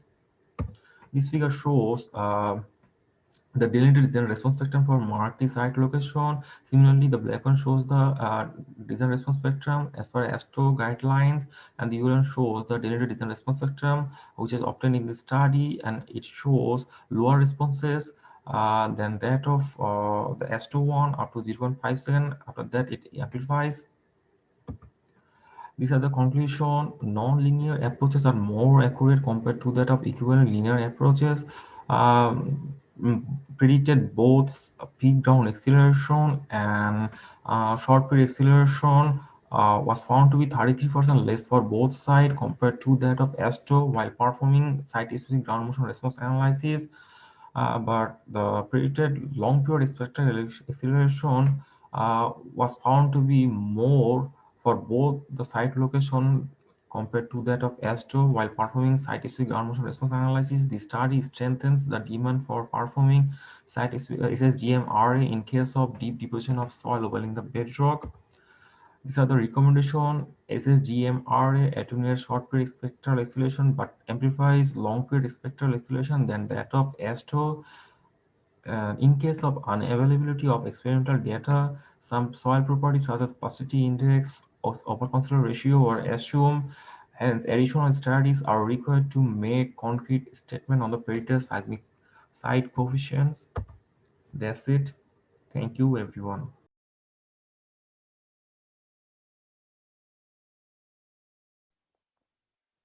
Hello everyone, this is Shumon Roy.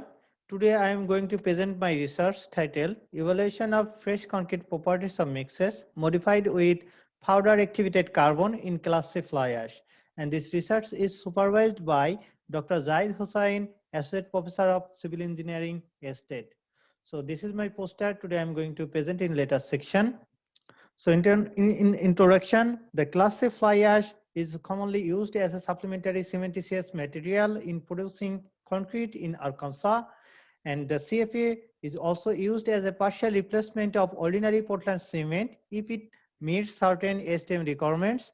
The presence of powder activated carbon (PAC) in CFA increases the demand of air entraining agent (AEA) to achieve a specified air content.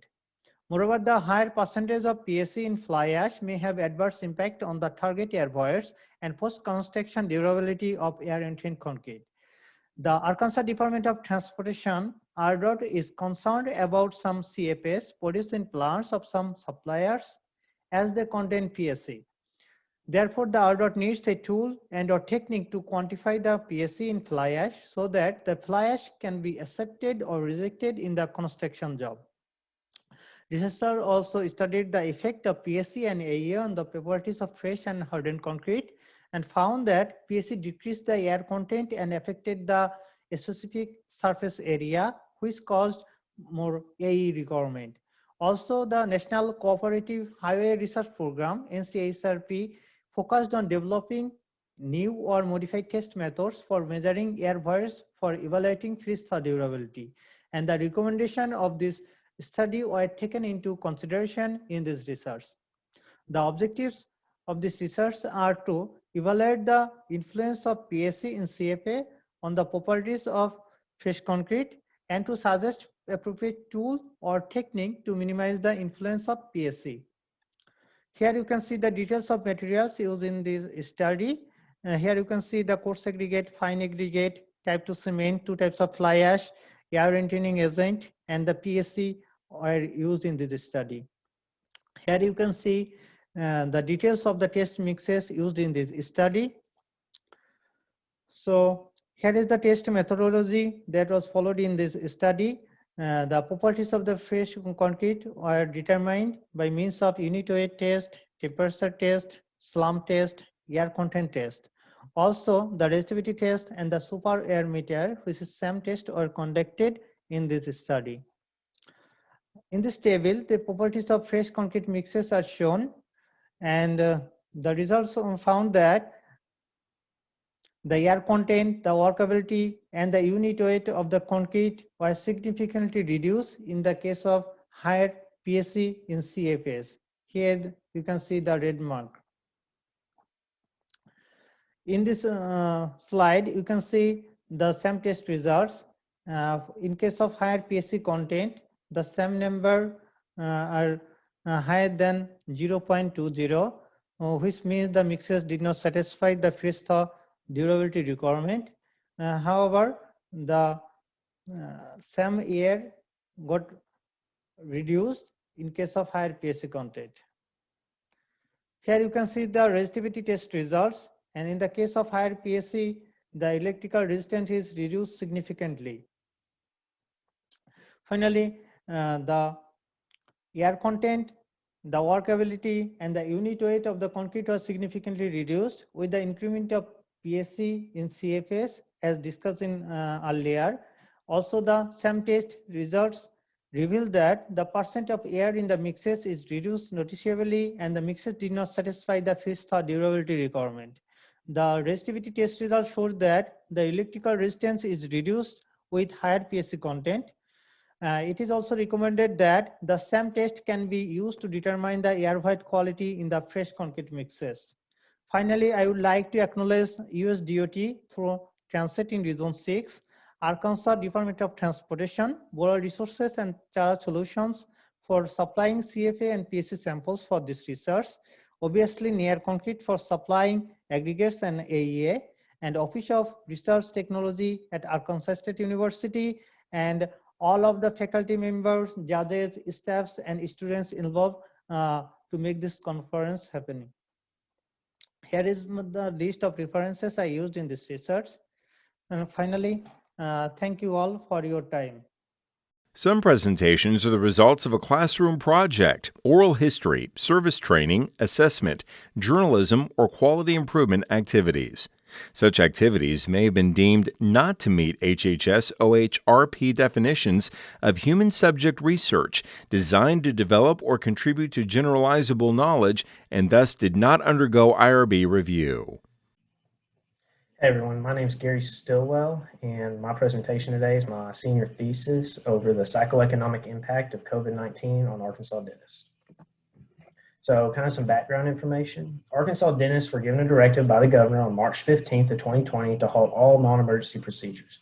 This effectively closed dentists' doors for a little over a month. This is kind of significant because dentistry was always considered a very secure and stable profession. Dentists were never really worried if they were going to go into work the next day until this happened. It kind of changed their view on their profession. And like many small businesses, they were subject to economic struggles because of this. So the novelty in my hypothesis for this project is really I was focused on seeing how COVID impacted the economics of dentists and then how that changed their attitudes toward their profession. So I used a bunch of different scales to kind of measure this, and I expected a positive correlation between the number of economic measures they had to take and the scales including stress, burnout, and then a negative correlation with job satisfaction. I expected the more things they had to do to maintain financial stability would lead to lower job satisfaction and higher stress and higher burnout. So my methods, I created a survey with 4 different scales. So the first one is economic measures taken, which was taken from a American Dental Association survey. And I broke it down into 3 dimensions, kind of ranging from severe to not as severe economic measures taken. So your severe measures were things like having to retire or sell your practice, where your less severe is having to maybe take out loans, raise some fees, fire some personnel. And then there's the perceived stress scale, which was broken into 2 dimensions for higher internal reliability. The Copenhagen burnout inventory, which was broken down into 3 dimensions, which included a personal burnout, a client/patient related burnout, and work related burnout. And then the Minnesota Satisfaction Questionnaire measured extrinsic and intrinsic job satisfaction. And I also took demographics along with this. To deliver this survey, I created it in Qualtrics, and then I obtained a Arkansas State Dental Association membership directory and sent out emails with anonymized responses. This was the best way I could email most of the dentists in Arkansas. And some of the results, I received 104 responses out of about 700 emails sent. Each scale was scored and broken down into their appropriate dimensions. Then internal reliability of the scales was checked to make sure they were measuring the intended measurement. And then SPSS was also used to run Pearson correlations to identify significant correlations. So two that kind of stuck out was there was a negative correlation between the severe economic measures taken. Like I said, I broke that down into the different dimensions. In the severe measures, there was the negative correlation between that and both job satisfaction dimensions, with the R values of negative 0.21 and negative 0.2. There's also a positive correlation between the current volume their businesses are operating at compared to pre-COVID levels and job satisfaction. So a lot of dentists are happier that they are having more business now than before COVID. Everything else kind of related to my hypothesis was inconclusive, but there was also some expected correlations between burnout and years of experience and age and so on. So kind of the significance of my project is being a pre-dental student myself and pursuing a career in dentistry. I think it's important to understand how COVID has impacted the job and how current dentists feel about their profession, because you want to be confident in your profession and know what you're getting yourself into. This process can also be applied to other professions using the same kind of scales and same kind of questions. And then the future responses can be compared as the aftermath of the pandemic continues. A lot of dentists reached out and said how, as of now, with stimulus checks and loans they were able to obtain from the government, that everything's kind of good right now, but in the future, they can see their satisfaction and burnout increasing, satisfaction decreasing, as they really start to see the tolls that the pandemic took on their businesses. I also like to thank my thesis mentor, Dr. Hester, for helping me pursue and explore this topic. And here's a list of sources. Thank you. Some presentations are the results of a classroom project, oral history, service training, assessment, journalism, or quality improvement activities. Such activities may have been deemed not to meet HHS OHRP definitions of human subject research designed to develop or contribute to generalizable knowledge and thus did not undergo IRB review. Hello, and welcome to the 2021 Created State Thrown to the Wolves competition. I'm Dr. Hilary Schlamer, an assistant professor of management and entrepreneurship at the Neil Griffin College of Business. Today, you will see a number of our students give their elevator pitches in front of judges who are acting as potential investors. In these maximum 90-second pitches, our students are trying to convince these potential investors that their business idea is worth the judge's time and money. These business ideas are ideas they have come up with and refined over the course of the spring 2021 semester. I would like to give a huge thank you to our judges for donating their time to assess our students and provide them with really valuable feedback. And as for the rest of you, thank you so much for tuning in today, and we hope you enjoy.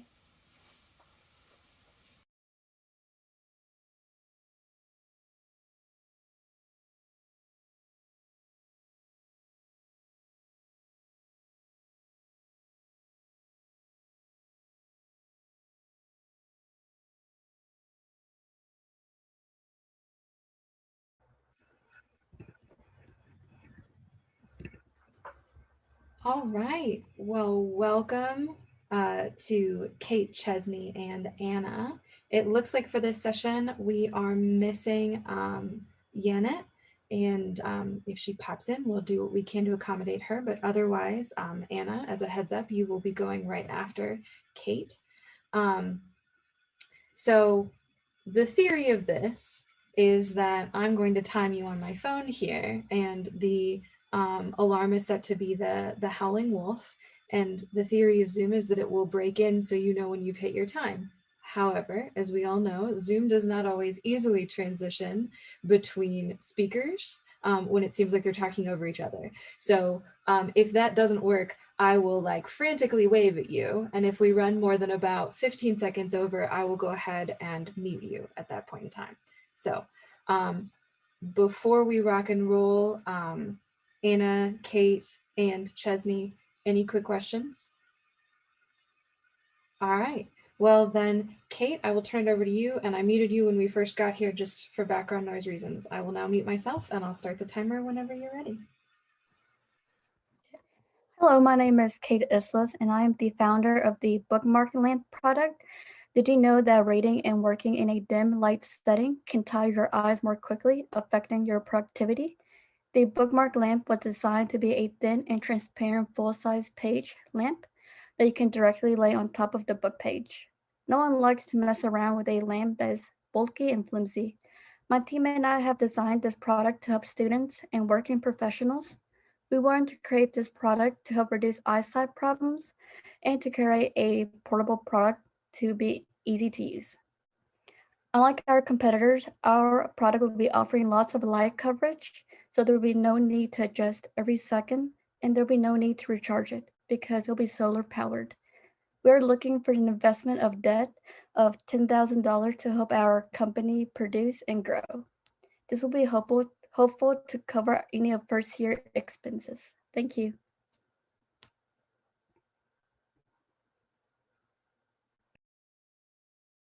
Oops, sorry. All right. Thank you very much, Kate.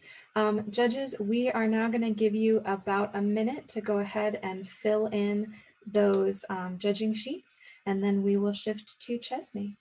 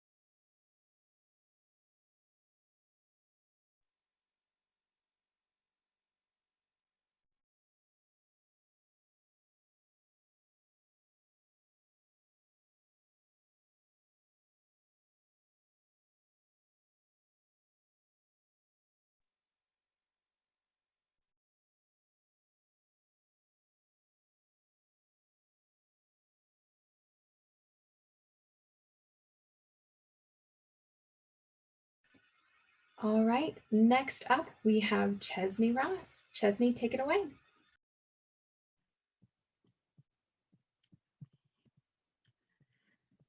All right. Did you know that businesses lose more than $600 billion each year to sales returns? How often do you have to return items you purchased online? You may be asking yourself, there has to be a way for businesses to reduce returns, but where does this even start? My business, Dash Fitting, is the answer. Dash Fitting offers businesses the opportunity to provide a virtual fitting room for customers. Retail businesses would partner with Dash Fitting to provide this service to customers. Then customers would create a virtual body image for a more accurate fit of clothing. This will allow them to see how specific clothing items will fit on their body. This will reduce return and lost revenue for businesses while also reducing the wasted time, money, energy, and effort customers spend when purchasing items online because they get a more customized shopping experience. Businesses would pay $199 per month for this service to be available for customers, and then customers would pay $9.99 per month to customize their shopping experience. The main target for startup is retail department stores.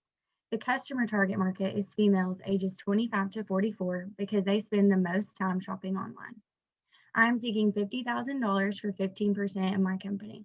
This would go to patents and development for the technology needed for startup. So, are you ready to dash into investing in Dash Fitting? Awesome. And we will give the judges another 45 to 60 seconds to go ahead and fill in their rubrics. And then it looks like Janet has joined us. So Janet, in about a minute, I'm waiting, there we go. Janet, in about a minute, we will have you start your pitch.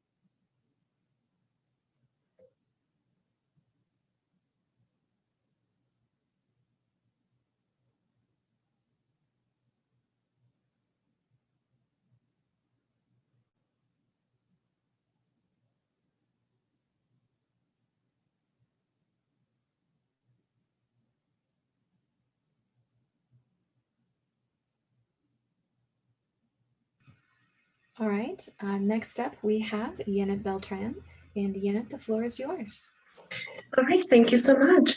If you wear glasses and a mask, you may have noticed the problem, foggy lenses. It sounds minor, but now that it has been recommended that we should continue to wear face masks when we go outside, we must help contribute to minimize the spread of the coronavirus. But there's even more of an issue for us now that we're not supposed to be touching our faces. It is not like we can just take our glasses off, put them back on, without simply transferring the virus from our hands to our face. And as a glasses user, this poses a challenge. It is difficult to get things done when your glasses get foggy, and even someone who truly relies on wearing glasses to be able to see, taking them off is not an option. For our customer discovery process, we have learned that glasses users seek for masks that help minimize the air escape onto the lenses, and we have customized a mask that sits smoothly in the skin, hugging the curves of the face, still gaining gaps from preventing any air escape. To reach customers, we can begin by sending sample products for trusted bloggers review. This is an effective way to get attention of thought influencers and leaders to capture their fans and friends and to establish trust and credibility. We can also start by investing in pay-per-click and paper impression method to reach potential customers that will more than likely need our products, as well as this will also help to increase user engagement, conversion, and business sales. And we're asking for an investment of $25,000 to start our business. All right, awesome. Judges, it seems like 30 seconds is probably enough, so I will go ahead and give you 30 seconds to fill in your rubrics, and then last up we will have Anna.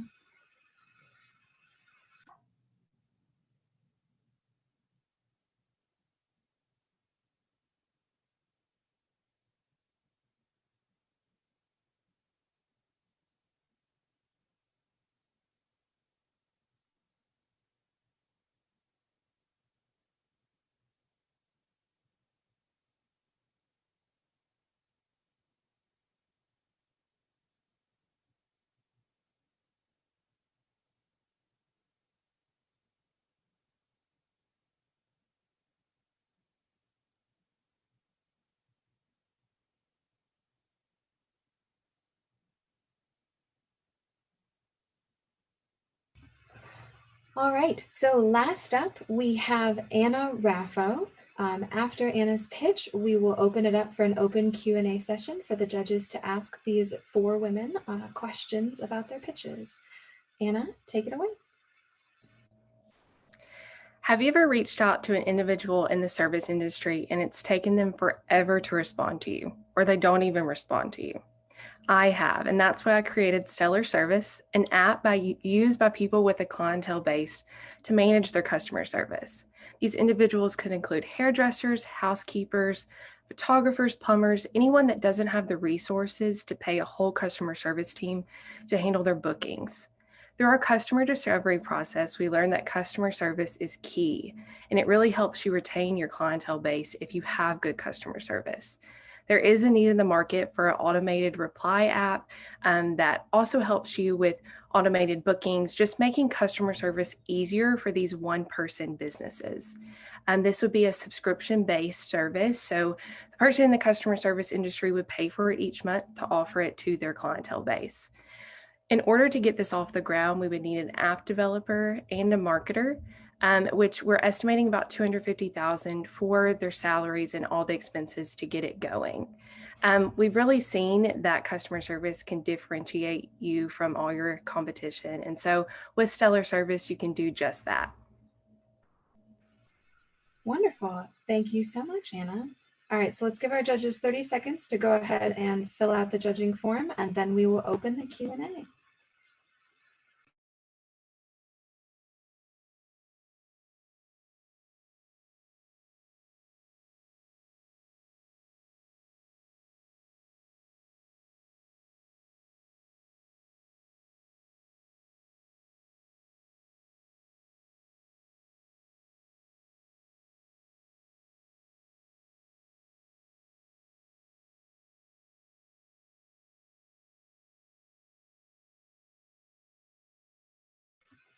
All right, judges, what questions do you have for the pitchers in this section?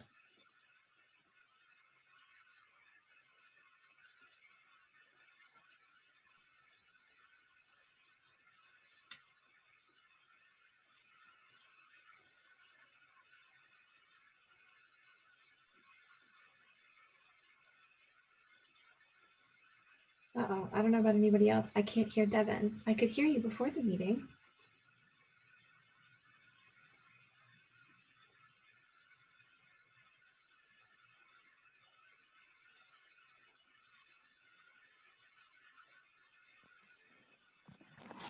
What about There.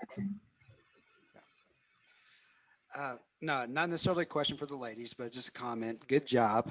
This is a great experience for you guys, and this is a skill and a skill set, depending on the trade you go in, you'll be using for a long time. I will say, just make sure that you verbalize and articulate well when you're pitching. We have such a short amount of time, but outside of that, great job, guys.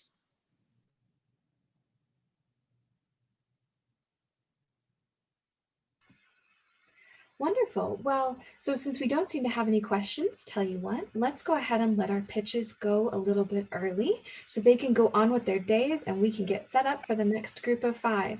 So thank you so much, Anna, Kate, Chesney, and Janet. I hope you have a great day, and I'll get your points put in Blackboard.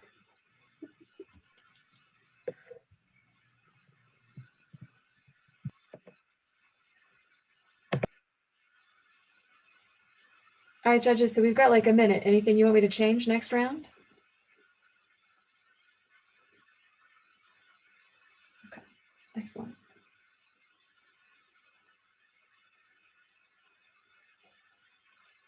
Excellent.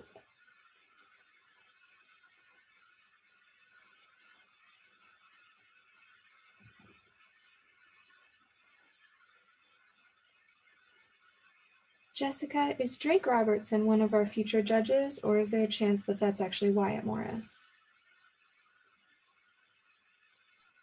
Well, I'm wondering if it might be Zachary Robertson. Ooh, good call. That sounds right. Okay, good deal. Okay. I'll be watching for Wyatt, and if I see him come in, I'll let him in after. If he comes in between pitches, I'll let him in. Okay. All right. Well, welcome to, let's see, we have Bryce, Jacob, Mark, and Peyton. First up, we're going to start with Bryce. So I have a timer that I'm going to run in the background that in theory is going to break into your speech when we hit 90 seconds. But we all know Zoom doesn't always work like that. So if nothing else, I will wave frantically. And if you go very much over time, I will mute you. We'll give the judges 30 seconds in between each of you to go ahead and fill in the judging rubrics. And there will be a little bit of time for questions at the end. So Bryce, whenever you're ready, go ahead and take it away. Hello, my name is Bryce Eckerd, and I'm on a mission to help people find the perfect workout partner for them. And my app, FitPal, is designed to do just that.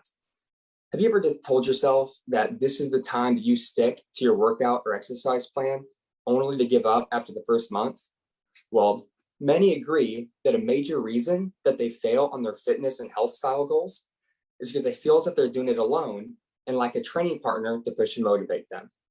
My app, once downloaded, will ask the user a series of questions about their various lifestyle and fitness goals, and then we'll then pair them up with another user that shares similarities.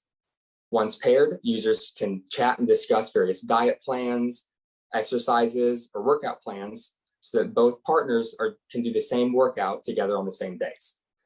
My app is supposed to be used as a tool to help those find fitness friends, to help motivate each other and hold each other accountable. Whether that be for fitness or just exercise or diet plans, etc. I'm looking for investment to fund a programmer for the creation of this app as soon as possible so that you can get started on your journey to be the best you can be. Thank you. All right, awesome. Thank you so much, Bryce. Judges, here's your 30 seconds to fill in that rubric.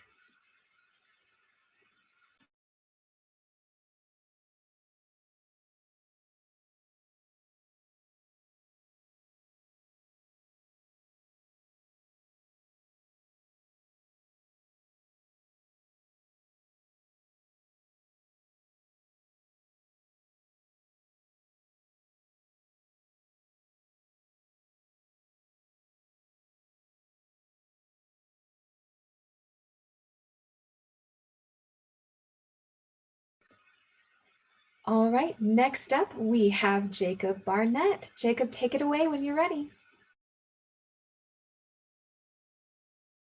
You need to unmute yourself though. Good afternoon. My name is Jacob Barnett. And as we all know, many of the most successful businesses today focus on creating customer convenience. But while that's commonly used in retail and retail and e-commerce organizations, it isn't always used in service organizations. The firm that I'm proposing would be located in Mountain Home, Arkansas, and would combine the three most common services used in the home buying process: real estate, mortgage, and insurance under one roof. This would allow individuals to access each service separately or in conjunction, and it would be structured in 3 divisions or departments with a licensed professional leading each department. In terms of, let me think, excuse me. We'd start with a receptionist, and then we would add more individuals as the business grew. And in terms of financing, our fixed costs would mainly be payroll, office expenses, and other professional expenses. And our variable costs would mainly be advertising expenses. So one of the interesting things about the financing of this business is it doesn't have to be done all at once. It can be added gradually. We could start with one division, add the second, and then add the third to make sure that it has a high chance of success and isn't unnecessarily risky. Thank you. All right, wonderful. Thank you so much, Jacob. Judges, here's your 30 seconds.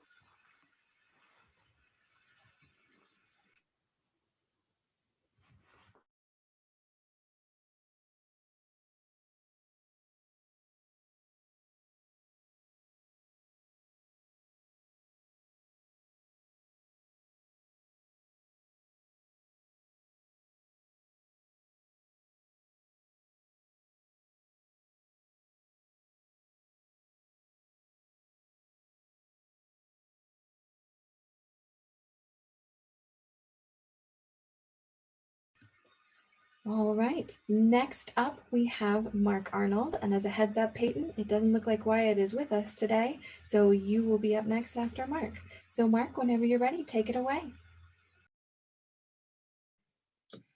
Good afternoon, my name is Mark Arnold, and I want to begin by asking you guys a quick question.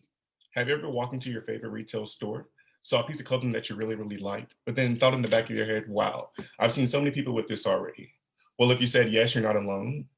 And the main reason for this is because many well-established corporations have begun to steal and copy designs of small business owners. As a result, fashion enthusiasts have begun to shift their focus to a different style of fashion. Over recent years, vintage clothing has become increasingly more popular, and is the reason I'm here today.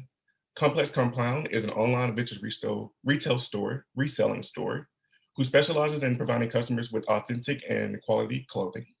We also provide consulting services for those individuals who are really interested in learning more about the vintage world, such as thrifting in their local communities.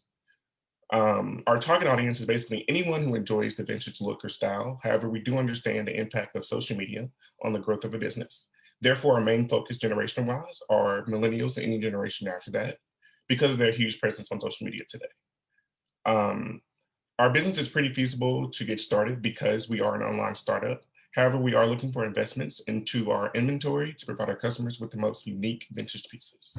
Thank you. All right, thank you very much, Mark.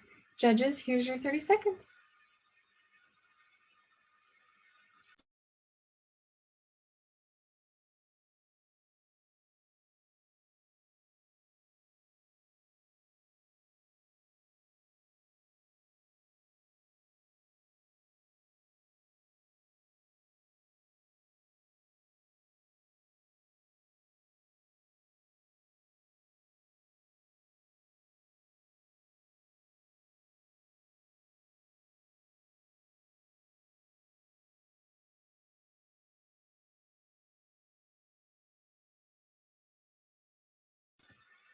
And last but not least for this session, we have Peyton Lawrence. After Peyton's pitch, oh, it looks like Wyatt may have just joined us. So we will probably actually have Wyatt right after Peyton.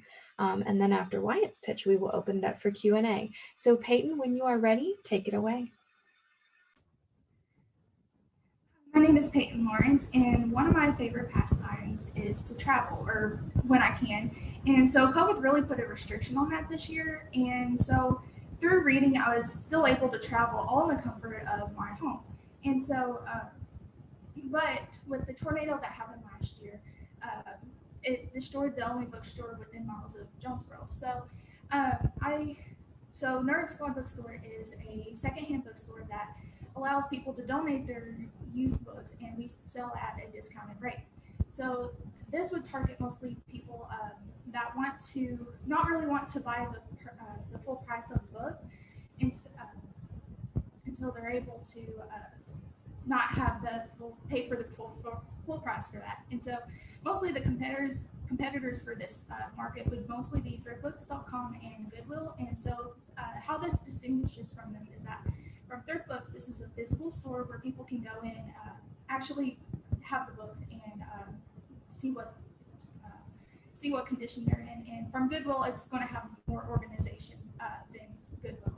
And so mostly to start up this business would be having money for the building to rent, and then also having to pay for payroll and furniture. So basically, all the inventory that comes in would be stuff that people have donated.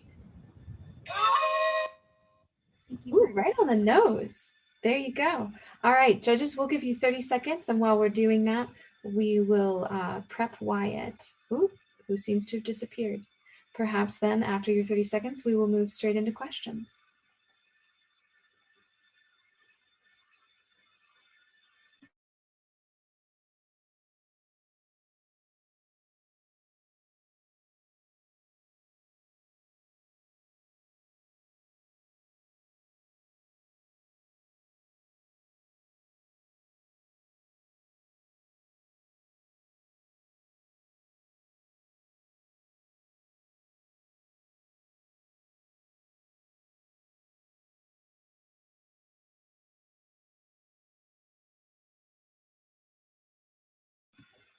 All right, judges, we have about 5 minutes for you to ask our 4 pitchers questions.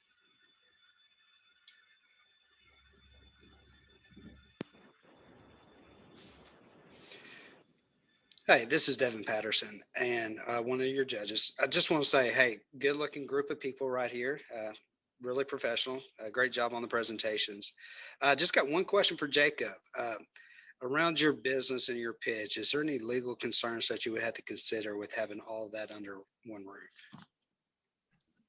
I would definitely say I would have to look into it from a legal standpoint. That's part of why I wanted to have 3 professionals overseeing each department. So you'd have an insurance agent, a mortgage agent, and a real estate agent to oversee it. I think it would kind of eliminate some of those conflicts possibly. Great. Thank you. That's all I have.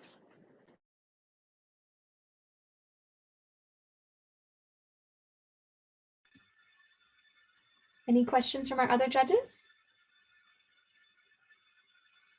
All right. Well then, tell you what, thank you so much to Bryce, Mark, Peyton, and Jacob. We're going to turn you loose to go on with the rest of your day, and we'll spend a couple of minutes catching up with ourselves before we get to the 12:30 section. So thank you so much.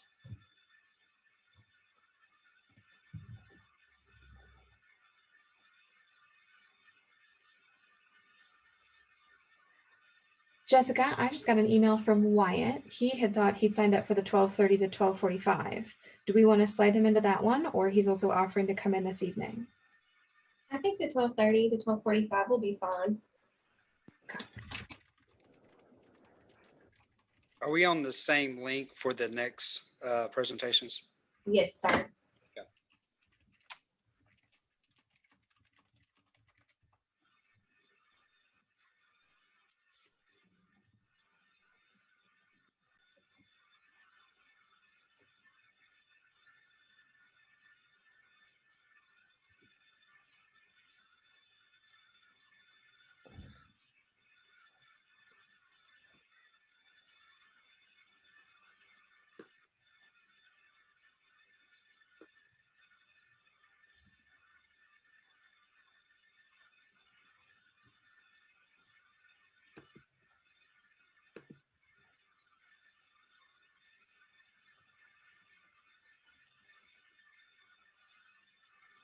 All right. Just waiting to get one more. There we go. Joseph is now connected to audio. So we're having a slight deviation from the program in that we're going to add Wyatt Morris onto the end of the 5 associated with this section. Wyatt right now is logged in under an account where it looks like his name is Jill, but his name is Wyatt. And also I can give you Joseph's last name when we get to that point as well. So we're gonna have about 30 seconds between each pitch for the judges to fill out their scorecards, and then we will move forward and there will be a little bit of time for Q&A at the end. So we will begin with Victoria Lawson. And I'm going to be timing these, and I will try to have the timer break in if we hit time, but Zoom doesn't always let that happen, so I will wave frantically if that doesn't work very well. So Victoria, I will turn it over for you to start whenever you're ready. Can you hear me okay? Okay. Many events and big moments pass us by before we realize that we wish it had been something we decided to capture to remember forever. But no one wants to spend those precious moments with their phones out. You want to live in the moment, not watch it happen from behind a screen. This is where I come in to do that job for you. I'm Victoria Lawson, owner of Films by Victoria, a videography business that creates short format, emotion-inducing time capsule videos by capturing and editing weddings or any special event that you may have. I'm generally approached by a younger audience, but through my customer discovery process, I learned that it is a service that could be of interest to almost anyone. The videography industry is mostly run by older men. Statistically, they make up about 70% of the field. So I bring a new and creative perspective as a fairly young woman. Since graduating high school, I have filmed nearly 30 weddings, as well as a few promotional videos for small businesses. This is currently my side job, so I'm looking for an investment of $25,000 to be able to do 3 key things to take on Films by Victoria as my full-time job. First, I would purchase all my own camera equipment, since I currently have to borrow most of mine. Second, afford an assistant to be able to help me film at events as well as help with post-production work. And third, get my own office space. All of these things would allow me to take Films by Victoria to the next level. Thank you. Perfect, right on the dot. All right, so judges, you have 30 seconds to fill out your judging sheets.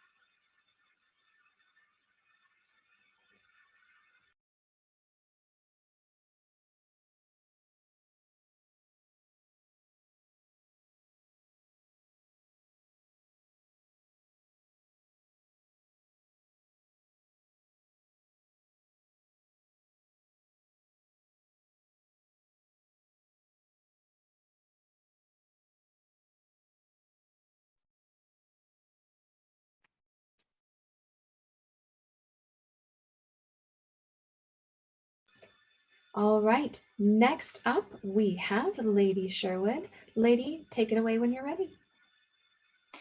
Okay, can you all hear me? Hello, my name is Catherine Sherwood, and today I would like to start with asking you a question.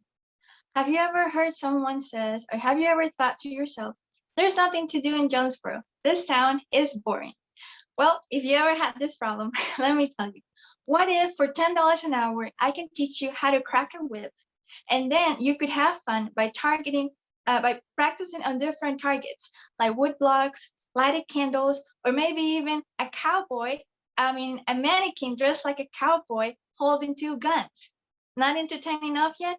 What if there are also going to be tournaments, shows, and demonstrations of all the tricks that can be performed with bull whips, cow whips, hybrid whips, and more? Well, if you're entertained now, let me tell you, that's my business idea. I want to create a place similar to axe throwing, but based on the art of whip cracking. My husband is going to be an instructor, but we're also going to have more income streams because my husband can also give private lessons, teach you how to make your own whip, or just sell the whips that he makes. We're also going to sell snacks and beverage for all of the family. Our target audience will be anyone 14 and up, adventurous enough to crack a whip. We're going to find our target audience through social media, and we're going to start here in the town of Jonesboro, but then we're going to expand to all Arkansas, especially Northeast Arkansas. Thank you. Wonderful. Thank you so much. Catherine, yes? Yes. I'm sorry. I've been calling you lady all semester. Well, Oh, it's Lady Catherine. It's just my friends call me Catherine, but it's Lady Catherine. Awesome. Well, judges, I will give you 30 seconds to go ahead and fill out your judging sheets, and then we will move on to Zachary Robertson.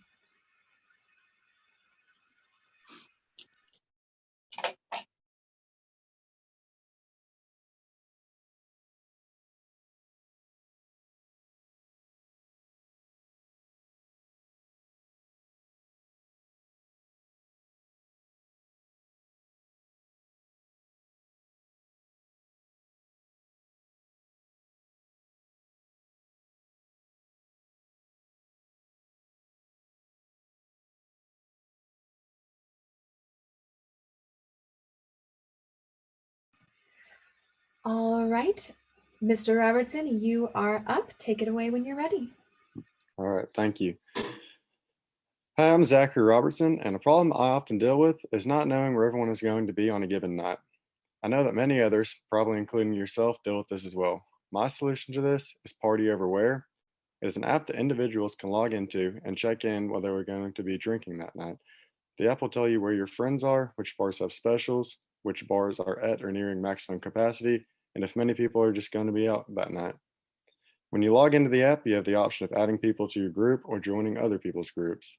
When you log into a group, you can check in and see where people are at, as well as mark where you're going to be that night. The bars will also have access to this app, as they will be able to tell whether or not their bar is at maximum capacity or if they are going to reach it anytime soon. They can also promote any specials they have that specific evening. There will also be a messaging board where you can see people communicating on there that are in your area but are not in your group. You can talk back and forth in there to see what people are planning on doing, whether it be staying out, going in early, going to a house party, just whatever they plan. This is also a good way for people to gain new relationships and further their future. There are not many competitors to this idea, but two are Beer With Me and Beer Buddy that have a similar idea, but do not offer the same amount of features that Party Everywhere does. To prohibit underage users, a valid identification with age is required. The only funding necessary to this is funding for the team constructing the app, as well as diagnosing it and keeping it up to date with little to no bugs. This is going to be something that will be used for primarily cell phones. So now it's time to answer the age-old question, Party Everywhere. All right, thank you very much, Zachary. Judges, here's your 30 seconds.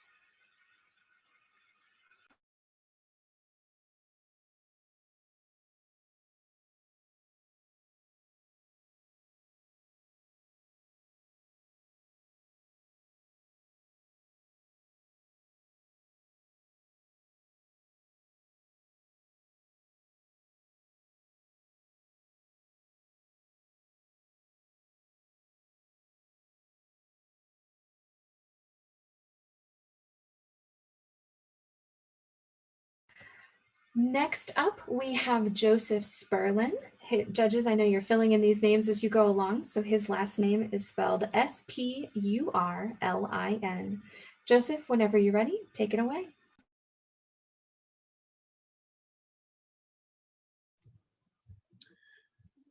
The saying goes, find a gap in the market and fill it. Nowadays, you can buy a monthly subscription box for any kind of niche or side hobby you are interested in. Fishermen, crime junkies, and athletes can all receive a monthly present based specifically around them. But you know who can't? College students. All the time when I'm leaving home and heading back to campus for a few weeks, my mom will ask me, what can I buy you? Is there anything you need? And obviously, I can't think of anything on the spot. Campus, the college subscription box, aims to eliminate all the confusion and provide a monthly present to every college student out there. Being in college myself, I have carefully curated these boxes to make each month bring satisfaction to every person sitting in that dorm room at night opening it. What's in this one? Band-Aids, some cool pins, ramen noodles, try all the above. We know our target market lies solely in kids currently attending college, but we also feel that we can target their parents. After all, every mom just wants to make sure her son or daughter has just what they need to get by. In fact, we can put together a whole month's box for an average of $12. We then offer these boxes for a simple $29.99 every month. Currently, I'm the only member of the team, but I am seeking an investment of $15,000 to grow our current office space and add one more person. Our marketing scheme is primarily on social media, and we are more than ready to start rolling out our boxes to the entire nation come this August. Thank you for your time. All right, thank you, Joseph. Judges, here's your 30 seconds.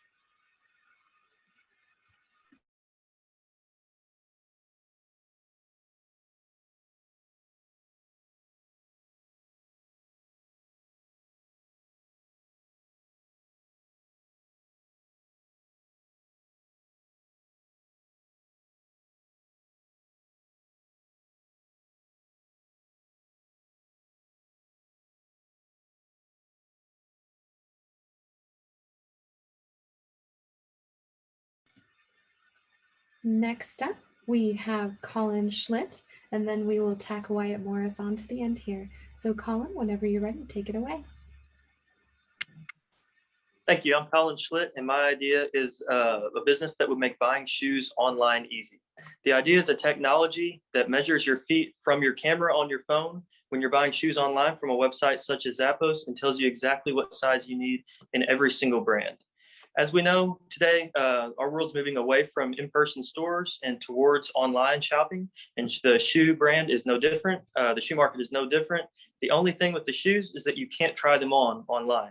And that's a problem for a lot of people because when they buy shoes and they get them in, they don't fit, they have to send them back, or even worse, they just wear shoes that don't fit. And so this would help with that major problem. And the potential market would be people that buy shoes online or websites such as Zappos who want to buy this product to put on their website to increase sales and enhance the customer experience. The main competitor would be websites such as Nike because they have the funding and the technology to be able to make something like this if they wanted to. However, I believe the competitive advantage would be brand conversion. On mine, you would be able to look at shoes from Adidas to New Balance or Nike to Adidas, and it would tell you the exact size. The funding needed for this would be used to develop the technology and to hire a team, and the team would be a programmer, someone to work on maintenance, and then sales to look for buyers and possible investors. Thank you. All right, thank you very much, Colin. So judges, will give you 30 seconds to fill in your sheet, and then we will tack on Wyatt at the end.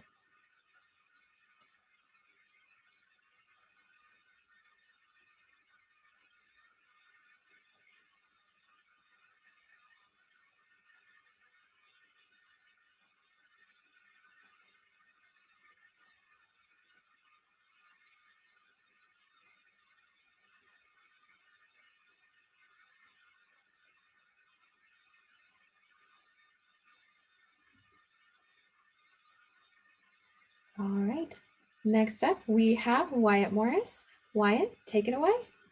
All right, can y'all hear me? Can y'all hear me? Okay.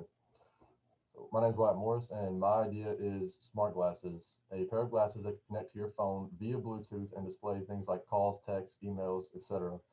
You control the different functions of these glasses through voice commands.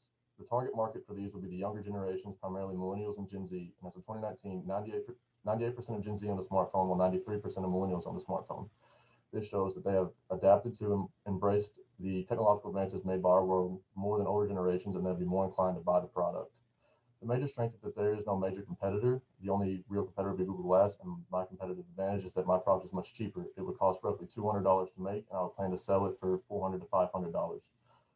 The goal would be to partner with major companies to handle the manufacturing and distribution. This would help to drive down the startup costs of the company.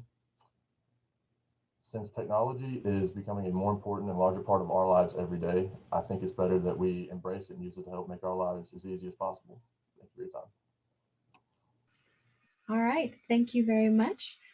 Judges, we will give you your time to fill in those brackets while Jessica transitions everybody into the room. Those of you who pitched in this session, thank you so much. Have a great day. We don't have time for questions, so you get to escape. I'll see you later. Thank you. Thank you. Hillary, I have a question for you. Where do we go to Judge Wyatt? Oh, you can just put his, it's the same link that you've used for everybody else. So you can just type his name into the same. Oh, I got you. Okay. Yeah. All right. Thank you.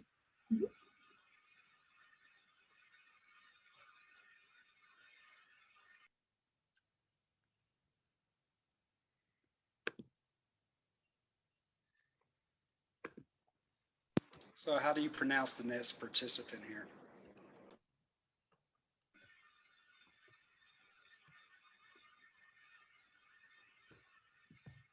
Well, I believe our next participant is Ryota. Am I saying that right? Yes. Perfect. Okay, wonderful. Well, thank you all for joining us today for the, what are we at, 12:45 to 1 p.m. session. So we will have each of you pitch in order, and we'll have about 30 seconds between pitches for the judges to fill in their brackets, and probably a little bit of time for questions at the end. I will be running a timer on this end, and we'll try to have it break in if you hit time. Doesn't always work, so I will at least wave frantically at you when you hit 90 seconds. So we will begin with Ryota Shimamoto. Ryota, you may start when you're ready. Okay. Oh, can I start? Can I start? Yes, please. Okay. Okay. The key word of my business is work immediately, get money immediately. According to the government, 81% of students have a part-time job, resulting in more than 11.4 million students working in the United States. Also, 60% of students who work more than 15 hours per week have C or lower grade. I'm pretty sure the traditional way working part-time is not efficient. My service will allow people to work part-time without time constraints. My service matches the time you want to work with companies needing workers. We have a system that allows you to work immediately without any interviews or resumes by using review evaluation system. So as soon as work gets done, users can get money on the app. This service differentiates from others by posting only one-day jobs. The main target can be 26 million people who are employed as part-time and companies needing short-time workers. There are two sources of revenue in this business: service fee and advertising fee. No initial installation fees and membership fees are required. Companies can place their ads for students, which are main target of this business. Finally, I will need $20,000 for developing the app and starting my business. Thank you. Thank you very much, Ryota. So we will take 30 seconds for the judges to fill in their sheets, and then we will be on to Hannah.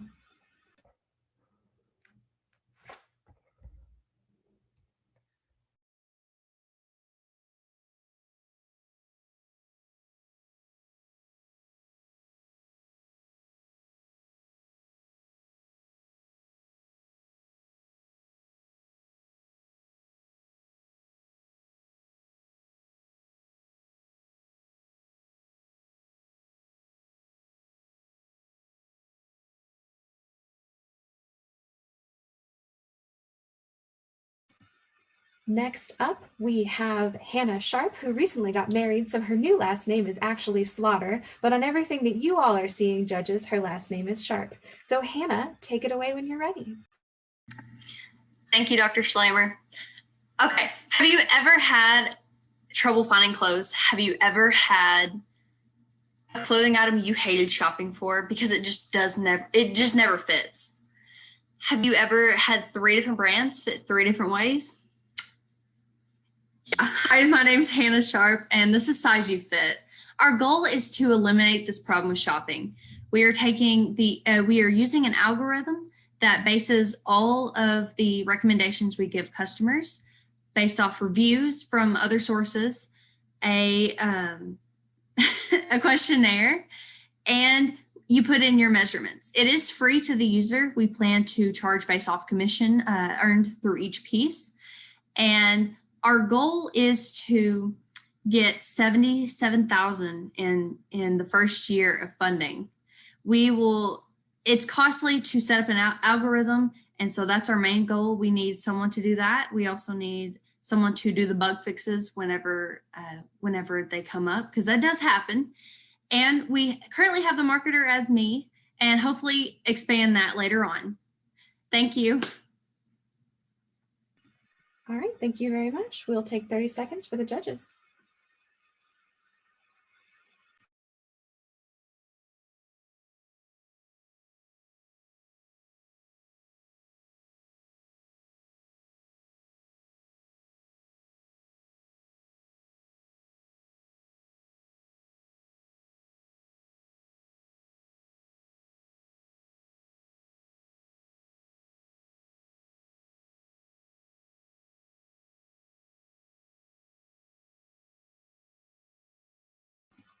Next up, we have Tamika Smith. Tamika, take it away when you're ready. Okay, so Mix is a leave-in conditioning cream that is all natural based hair care system that specializes in natural hair textures for women of color. I have carefully handpicked each ingredient that is sure to give your hair the nourishment and the added moisture that it needs daily. And also, Mix does not contain any harsh chemicals. I created a leave-in conditioner from scratch because I had a hard time finding a leave-in conditioner that would give my hair the added moisture that it needed. I find myself having to buy store-bought conditioner and essential oils, mixing that together, thus prompting me to create my own leave-in conditioner. I feel like women of color have two things working against them when it comes to our natural hair tresses. One is lack of moisture, and two is hair length retention. I feel like Meats can help aid in those areas. Target market starting out would be women of color, of course. Potential threats I feel would be Cantu, Shea Moisture, Carol's Daughter, and As I Am. I feel like a competitive advantage that I have working for me is that there is no product out right now that gives us the moisture that we need. Funding starting out will be $2,000, which will cover the cost of ingredients, jars with lids, and the labels for the jars. As of right now, I am my own team. The brand expands. I will add on more people and possibly new investors. Thank you. All right. Thank you so much, Tamika. Judges will give you your 30 seconds.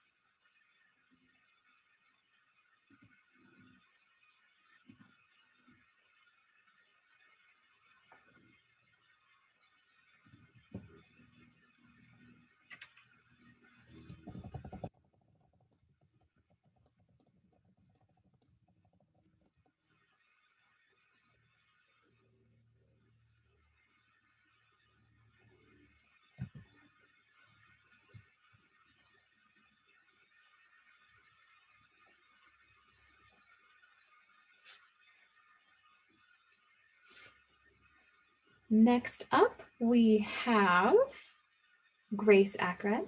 So Grace, you can take it away when you're ready. Hi. Okay, so we can all imagine the situation where we've been in where our car's check engine light has come on, usually at the worst possible time. We've just sat there and wondered, well, what's going on now? What's the use of a check engine light if it doesn't give you a definitive answer about what's wrong? Most car models won't determine what exactly is wrong, so you can't get it fixed right off the bat. Instead, have to take it in and not really figure out what's wrong in the first place. The product that I'm working on is a device that connects to your phone through Bluetooth that you can set in or near your engine while you're trying to start it or while it's running. The product will listen to what is going on and report back to your phone through an app. It'll give you the diagnostics of what's wrong and what needs to be fixed. It can connect you to auto parts stores for the cheapest parts if you choose to fix it yourself, or set you up with a local automotive mechanic for an appointment. We will need about $80,000 for software development and implementation of the product. Over the years, we've been moving farther and farther away from learning about how cars work and the engines and all of that. So this product would be enabling the process of diagnosing the problem right before it begins. All right, thank you very much, Grace. Judges, here's your 30 seconds.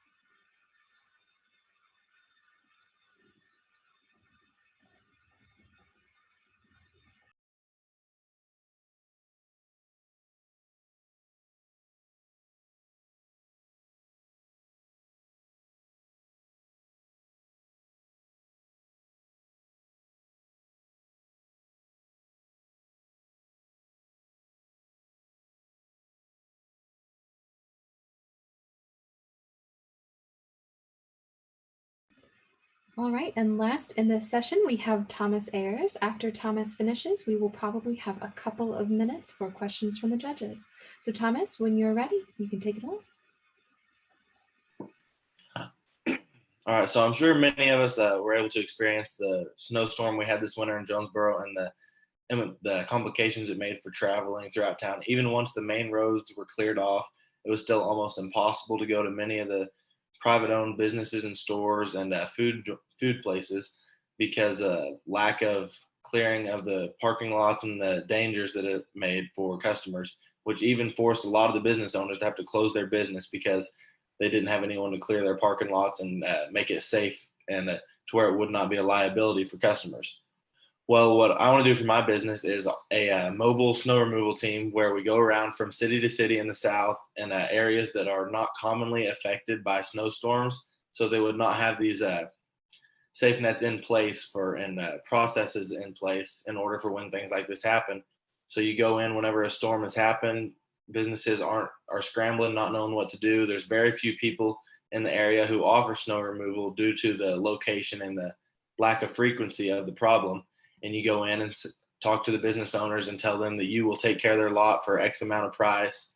And depending on the parking lot size, whether they want salt spread on the sidewalks, what all it's going to take, and give them a quote, and then come in with my team, haul in my equipment, and have local talent that I hire for the smaller jobs, such as the spreading of the snow and shoveling sidewalks, things that you can't do with large equipment.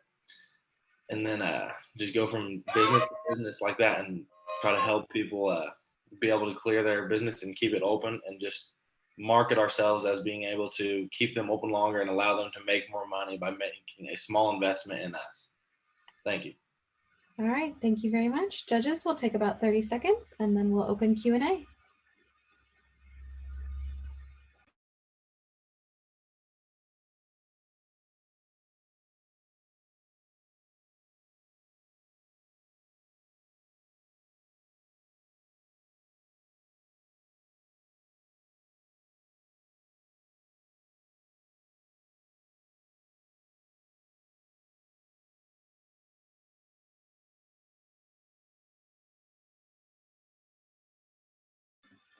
Judges, do you have any questions for our pitchers in this session? So I want to ask Thomas and I want to ask Tamika a question. Who dares go first? I'll go ahead and go first. All right, Thomas, what are you going to do if there's like 1 or 2 years and there's no snow, no ice? What does this company do then? That's why this is just kind of more of a supplemental side business for me, is what it would be. Just normally for my line of work, business is already slower in the winter. So it would be a great filler and a job to do in the winters. So if it wouldn't be a huge financial burden on me to not be able to work in the winters like this. All right. And now Tamika, you ready? So my question is, I liked your idea, but it's such a saturated market. How are you going to be unique or stand out? What is your idea to be unique and stand out in such a saturated market? You're right. I haven't thought that far ahead, but I guess I will let my product speak for itself. That's the only thing I would have working for me. It would have to be for the results and people possibly trusting in me that I can take good care of their hair growth. So. Okay. All right. They answered my question. Well, thank you all. Pitchers, that's all we've got for you today. So we will let you go and move on through your day. And Jessica will bring in our next group. Thank you. Thank you. Have a good day. Thank you.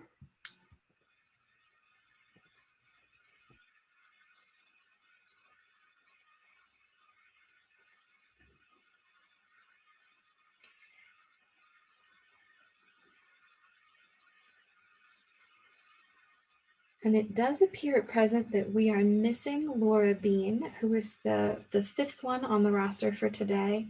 And Jessica, I don't know if did you shift Jared to the evening already on the whatever the judges are looking at? Yes, ma'am. He's been shifted. Beautiful.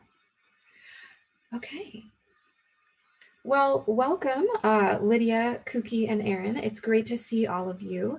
It looks like you will just be a 3 for today's session, unless Laura joins us later. We've had a little bit of scheduling shift. So what we will do today is we will give you each 90 seconds to do your pitch. I will be timing them, and my phone is doing a reasonable job breaking in when the timer goes off, but in case you can't hear me, I will also wave at you frantically if it seems like you haven't heard me.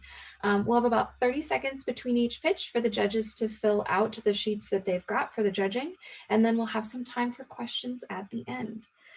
So Lydia, we're going to start with you and Lydia Pershka. I will turn it over to you whenever you're ready. All right. Will you tell me when the time starts? Okay, awesome. I'll start it whenever you're ready. Okay.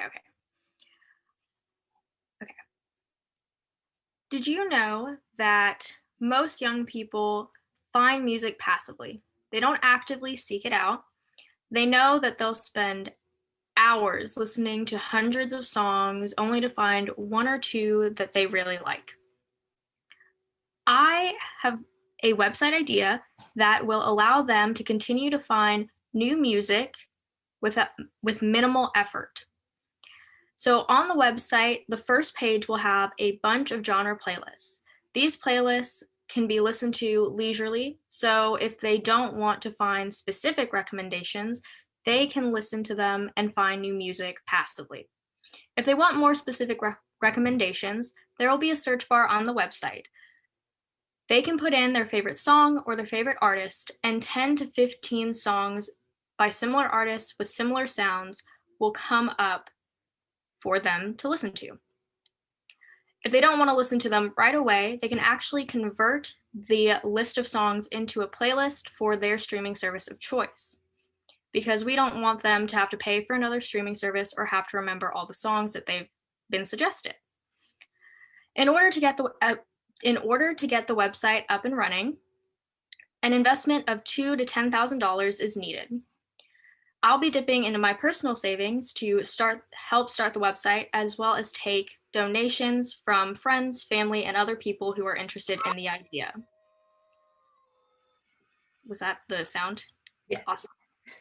Okay. All right, excellent to time. Well, then we will give the judges 30 seconds.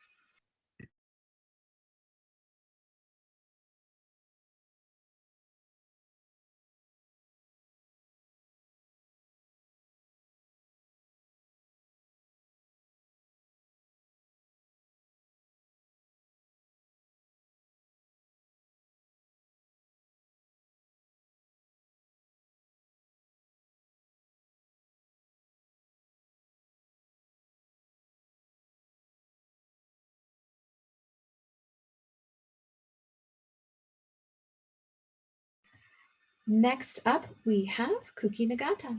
Take it away when you're ready.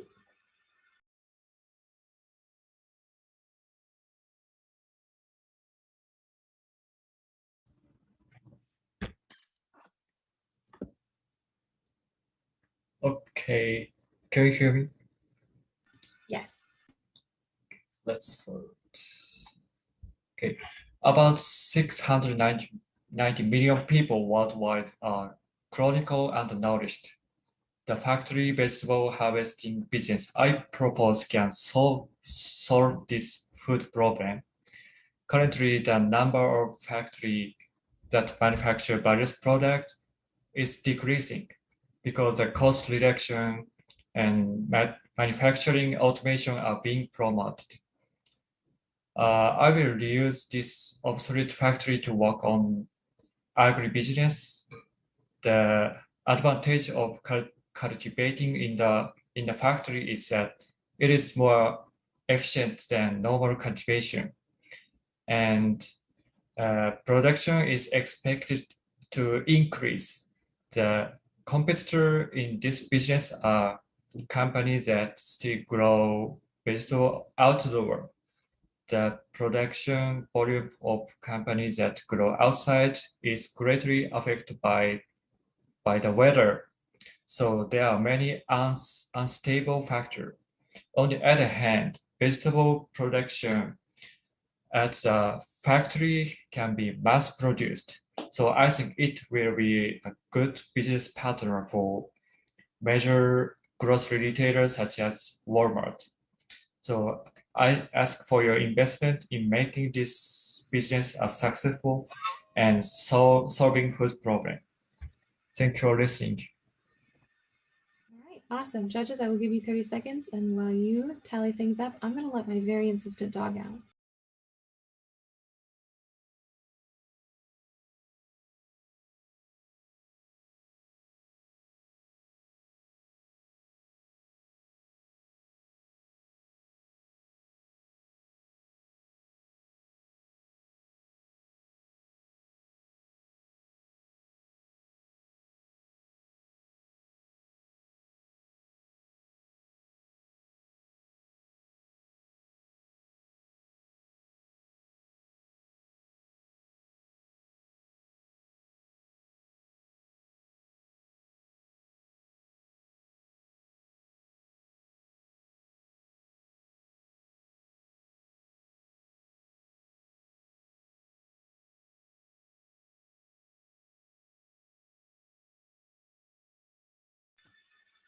And last but not least, today we have Erin Robinson. After Erin is done, we'll give the judges a little bit of time and then open the floor to questions. So Erin, we're ready for you whenever you are. All right. Hello, my name is Erin Robinson. Today I'm here to offer a better way to improve drive-thrus for deaf and hearing impaired people. I want you all to think back to those times where you've been in a drive-thru and when it was difficult to hear the employee on the other end or for them to hear you. It was difficult for you to understand each other, to get your order correct, the frustration that came with that, the impatience. Now imagine that being the case for every time you go through a drive-thru. That's the experience for a hearing impaired person such as myself. We live in the digital age of touchscreen technology. So today I bring you Order Assist, the touchscreen speaker box that allows hearing impaired people to order at a drive-thru, even customize their order just like anyone else. We're partnering with local smoothie shops at 3 of their locations to do a trial run, a soft opening of Order Assist. Now, a normal drive-thru speaker costs about $5,000. A touchscreen part, roughly $1,000. With installation being at 3 of their locations, and additional installation and production fees being around $2,000, I'm asking for a $20,000 investment. I believe this product will help tremendously and make drive-thrus work quickly and more efficiently. So I look forward to answering any of your questions. Thank you. All right, thank you very much, Erin. And it looks like Laura did manage to make it in. So we'll have Laura pitch here in just a little bit. We'll give the judges time to tally up for Erin before we turn it over to Laura. So hang tight, Laura.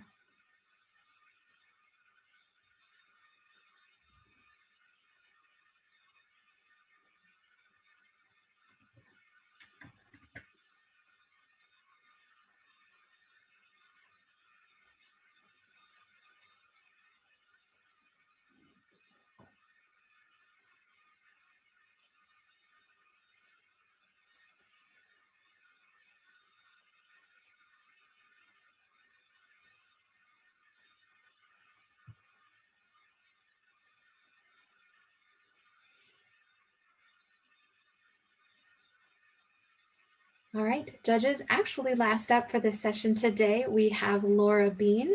So Laura, I will turn it over to you and start the timer whenever you are ready. Thank you, Dr. Schleimer. I guess we can go ahead and start now, and you never begin with So thank you, investors, for gracing me with your presence today. My name is Laura Bean. I'm an undergraduate at Arkansas State University, minoring in entrepreneurship. My entrepreneurial idea is to have a pediatric-based salon that specializes with children with special needs and or sensory stimulation. Sensory stimulation, by definition, is any child that is stimulated with auditory, audio, or visual. And due to that fact, haircuts, for example, can take longer times than necessary. And through customer discovery, I found out this is an actual need. Parents do get stressed out, and so does the child. So also by further research, I realized that beauticians would only need a few continuing educational hours as necessary because a lot of their training is already within their beautification certification. And then I would have 5 beauticians and 1 manager on staff within that time. And I will also have additional marketing promotions such as baby's first haircut and things along those lines.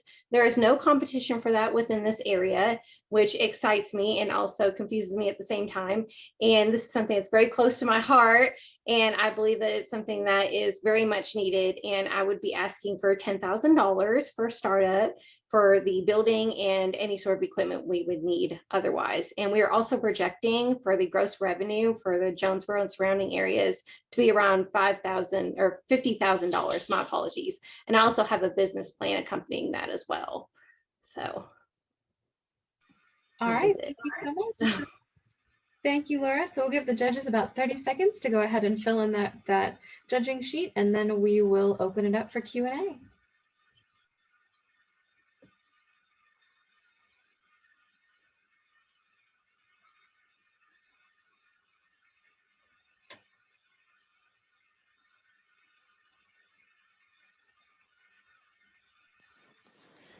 I don't have any questions for the team, but overall, I think there were some great ideas in this group, and everybody looks sharp and professional, and just want to say good job.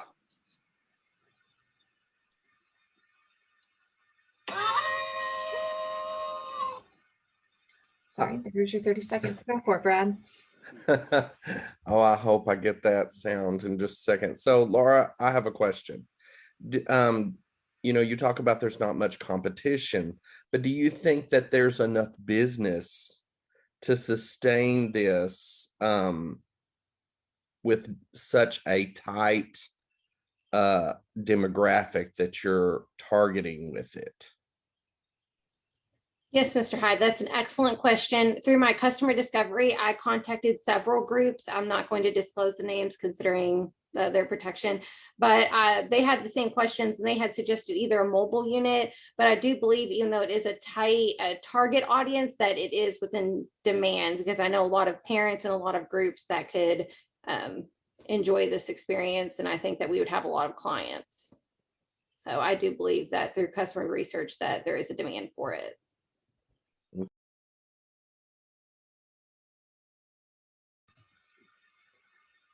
Any other questions for this round of pictures? All right, wonderful. Well, thank you so much, Lydia, Kookie, Aaron, and Laura. We will turn you loose to go about the rest of your day. A big thank you also to our judges. We really appreciate your time and your willingness to serve as judges for this. We hope you had a good time. I think that there were probably nerves today, but I think the students have had a lot of fun putting these ideas together as well. And that would be the end of today's session. So unless Jessica has any parting words, I think we're all finished.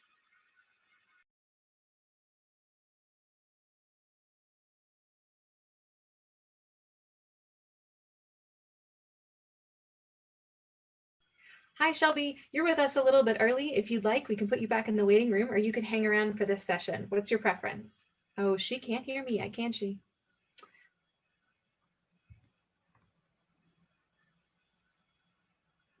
There we go. Hey, Shelby, since you're here early, do you want to hang out for this session or do you want us to put you back in the waiting room?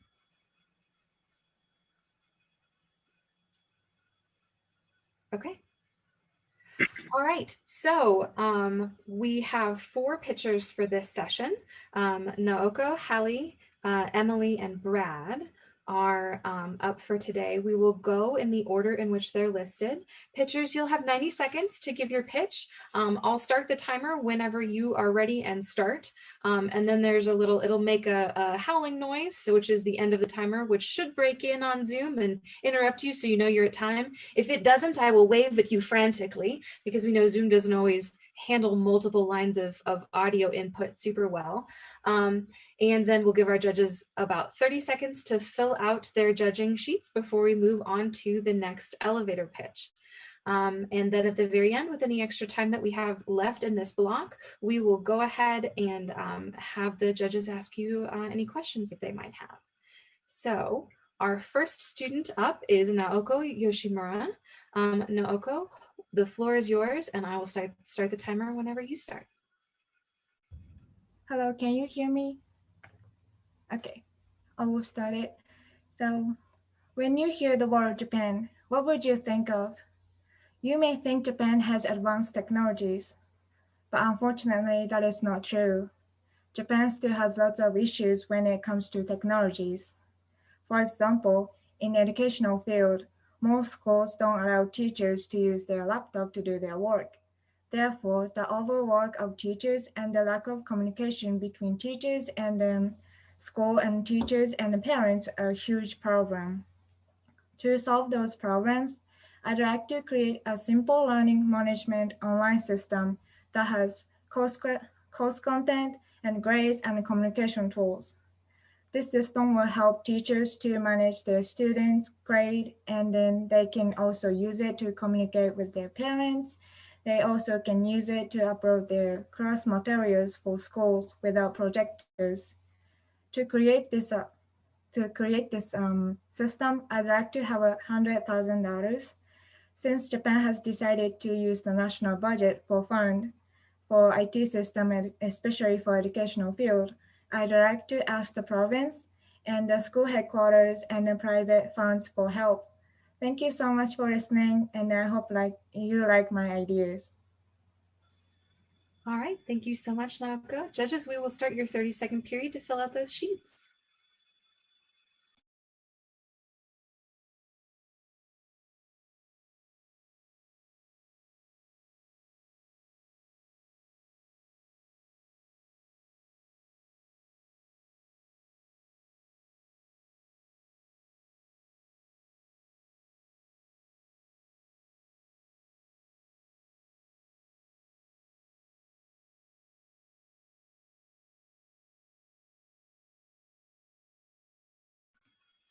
All right, next up we have Ms. Rolson, and I'm sorry, I don't actually remember if you say your name Hallie or Haley. My best friend in college had a sister named Hallie, and that's how I've always been reading it in my head. It's Hallie.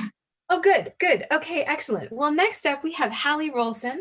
Hallie, I will turn the floor over to you. You are good to start when you're ready.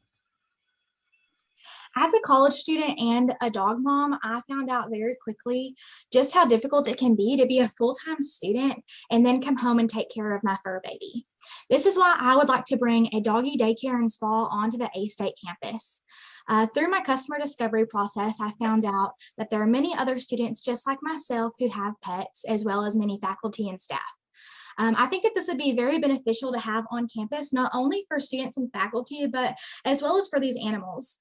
I myself got a dog during quarantine, as many other students did, and a lot of these quarantine pups don't like to be alone. So I think it could be very beneficial. So that way, whenever their owners are going to class or going to work, they can simply drop them off and then pick them up whenever their studies or their classes are over.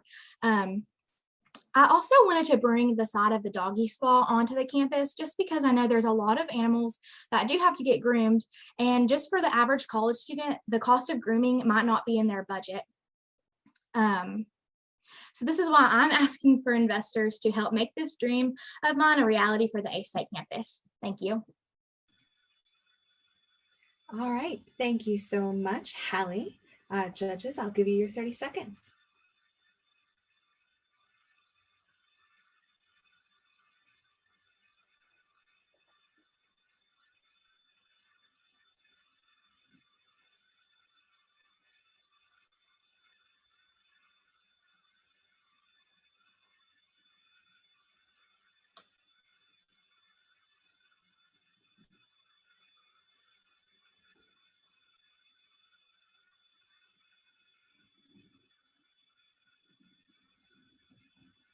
Next up, we have Emily Welch. Emily, the floor is yours, and you may start when you're ready. Do you or someone you know struggle with creating a space that is inviting yet sophisticated and in style? Hi, I'm Emily, owner and designer at Scarper Interiors and Design. Scarper is a full-service design company and decorating service that allows customers to reach out for all of their design needs and questions. The design business will give people the opportunity to choose between different levels of service that we offer. These levels will include full design and install, consultations, personal shopping, and decorating services. Our company will help individuals brainstorm ideas for a space in their home, design a space for an existing home, or even new builds. Personally shop and pick out the pieces for the space and install, or even simply decorate for holidays and events. It will allow the customer to feel more confident about their living area and bring a comfortable yet inviting place for their friends and family to gather. For example, this lamp and picture would look better placed here, or you should place your couch and chair in this direction. It will be like a friend coming over to help spice up existing items in the client's home, not necessarily buying new items. At first, the only funding I would need would be for advertisement to get my name well known around Central Arkansas. I'm asking for $10,000 to start the company. With a small staff, Scarper Interiors and Design Service will ensure that each client is satisfied with our services. Thank you for your time. Oh, right on time, ma'am. Nicely done. All right, judges, you will have 30 seconds.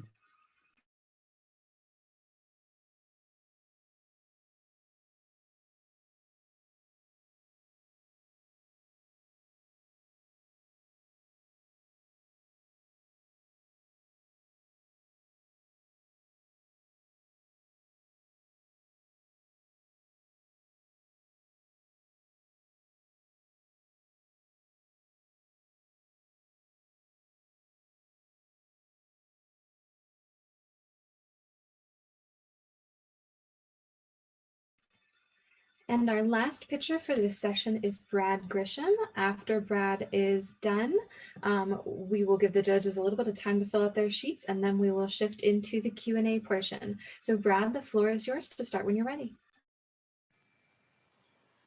34 days. That's the average time that it takes for a professional land surveyor to service Izard County, Arkansas. Hi, my name is Brad Grisham, and I would like to open up a land surveying firm here in Izard County, Arkansas. Currently, all the professional land surveyors in this area are located in surrounding counties. And because of that, it takes a long time for them to service the Izard County region. I would like to take full advantage of that and open up a firm here in the heart of Izard County in Melbourne, Arkansas. I would like to develop a relationship with realtors and local banks so that I can offer my services to their clients, and that we can continue a relationship and they can keep using me to help with their land surveying needs. I'm looking for potential investors to purchase state-of-the-art GPS equipment. This GPS equipment would allow me to not only being in Izard County, Arkansas, be able to get to the clients faster, but with the new technology, I can get the survey done in a quicker fashion and be more accurate. And that way I could set myself apart from the competition.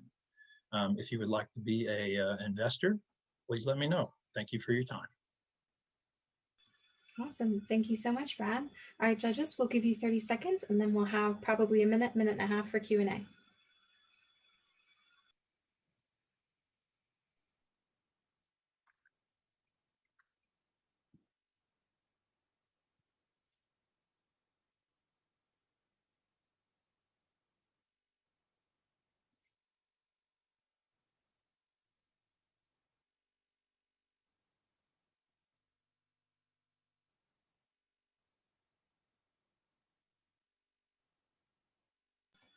All right, judges, do you have any questions for our pitchers today? Ryan, go for it. Yes, thank you. And thanks to all the students. I thought they were great. I've got two questions, or two for Brad and one for Emily. Brad, why do you think there's not a land survey company there now? You had mentioned they came from outside areas. Why do you not think there's one there now? Because I live here and I work for a land surveying company that is outside of Izard County, Arkansas.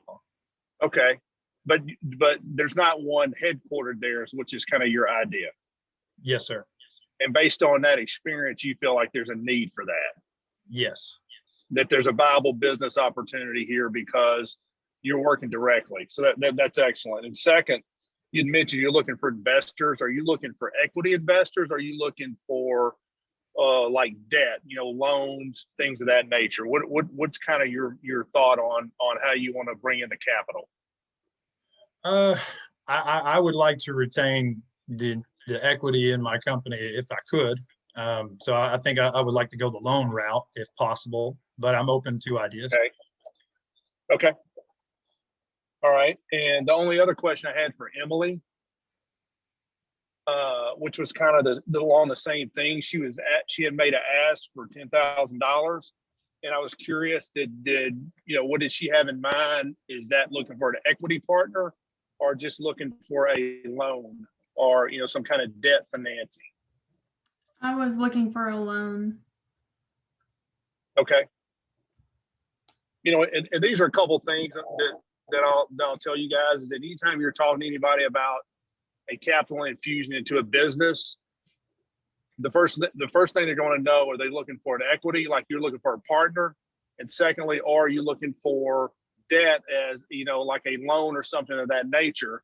And and two things to consider is, if you're looking for equity partners, they're going to be looking at what is the growth opportunity of the company. How am I going to make money on my investment?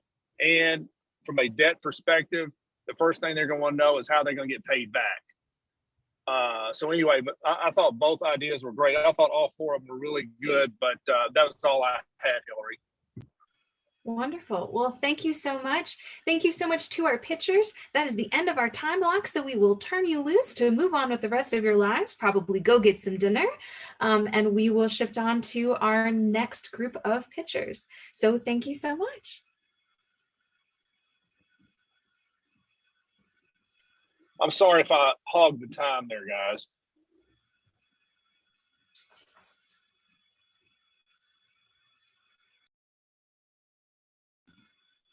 I have faith that if Tim or John wanted to break in and ask their questions, they would have done so.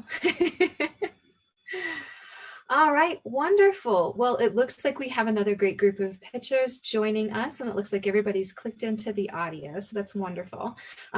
So I am in charge of timing and introducing each of you. I'm timing you on my phone, and I have, you can only see that sometimes. I will have an alarm that'll go off when we hit 90 seconds that will probably break in over the Zoom audio, but may not. So I will wave frantically if it does not, and that'll just tell you to finish up if you are not already done at that point. We'll take about 30 seconds between pitches so the judges have a chance to fill out their rubrics, and then we'll have a few minutes for Q&A at the end. So first up, we have Kayanne Brown. I will turn the floor over to you, and I will start the timer when you are ready.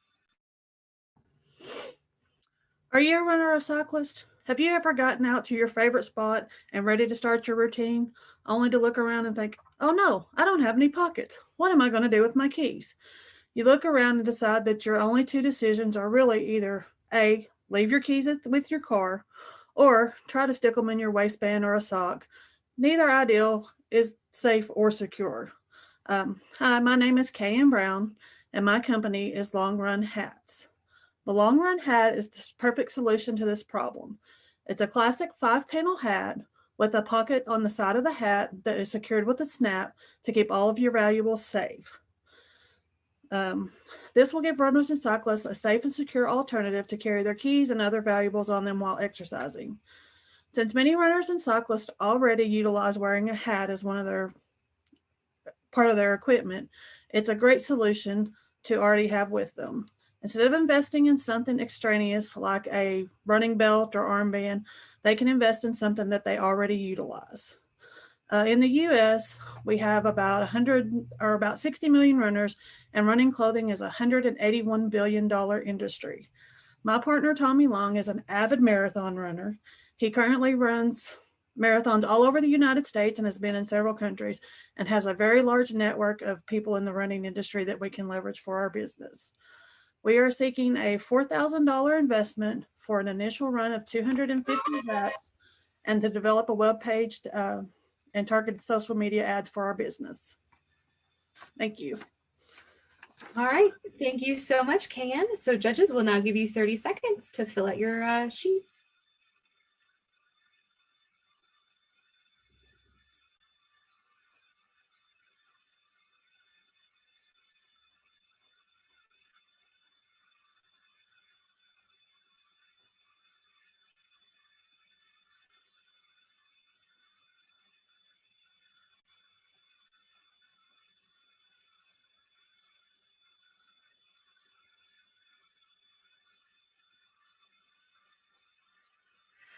Next up, we have Auburn Ramsey. Auburn, I will turn it over to you and I will start the timer when you're ready. Okay, thank you. According to the Center of Disease Control and Prevention, heart disease is the leading cause of death in the United States, accounting for 1 out of every 4 deaths.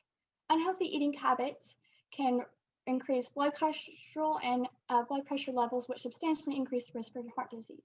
Knowing this, why are students still eating unhealthy?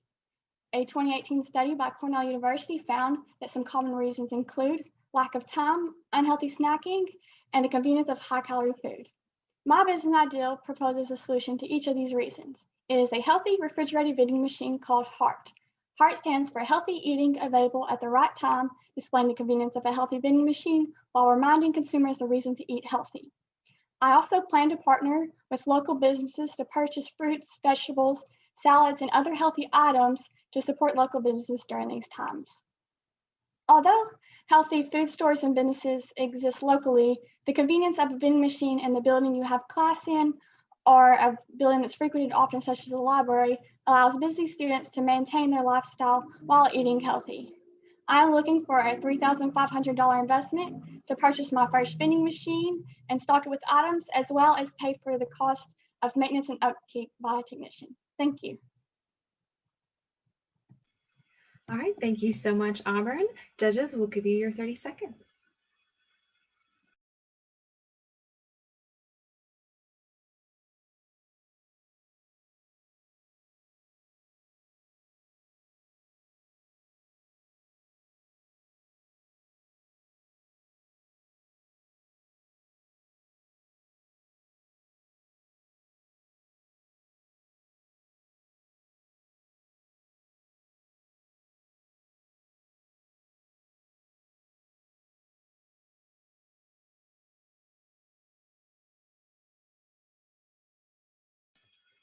Next up, we have Carmen Wong. Carmen, I will turn the floor over to you and you may start when you're ready. Thank you. Have you ever been starving in a rush and just don't want a burger and fries? Well, we're here to fill that need. A menu full of healthy wraps, hearty salads, and power bowls, as well as many options for dietary and allergy needs, all at a reasonable price.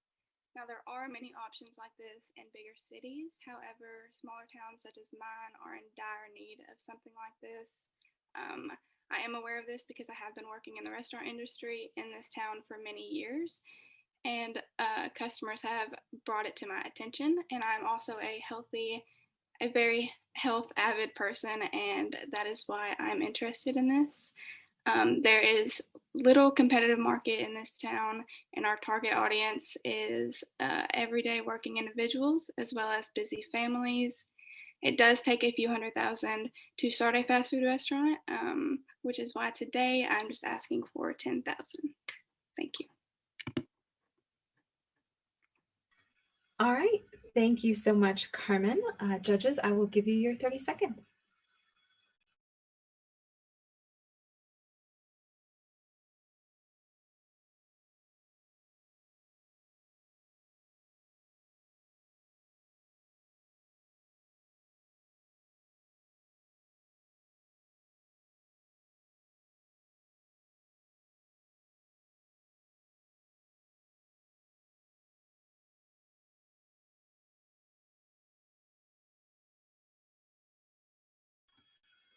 And our last pitcher in this session is Shelby Lakey. After Shelby has pitched, we'll give the judges 30 seconds to fill out their sheets, and then we will do a little bit of Q&A for a few minutes. So Shelby, the floor is yours, and you may start when you're ready. Okay, so if you have an animal at home, when you come home, they're really excited to see you and they have a lot of energy, and you're tired coming home from work, you've worked all day, and they got to run. So my idea is to open up a pet daycare. In my hometown of Pocahontas, Arkansas, we do not have one. We are very short on groomers and boarding facilities, especially in the summer. Everybody goes on vacation. I currently work in a veterinary hospital, and right now every call that we get is, are you boarding? Do you have daycare? Do you have a groomer on staff? And it's because Pocahontas is really lacking that. So my goal is to have, a boarding facility that has, that's employed by 8 kennel assistants, a groomer and their assistant, 2 receptionists, and an office manager to handle HR, payroll, and stuff like that. The facility will offer grooming, daycare, and boarding rates. It'll depend on, the size of the animal, their temperament, and stuff like that. That way, when you go away on vacation or when you're at work, they won't be in a kennel all day. They'll get to play and interact with other animals, which is also really good for their health. We will require all immunizations on all animals that are at the facility. And our hours will be Monday through Friday, 7 to 7, and then Saturday and Sunday, 1 to 5.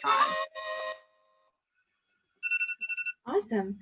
Judges, let's go ahead and give you 30 seconds to fill out your sheet, and then we will open the Q&A.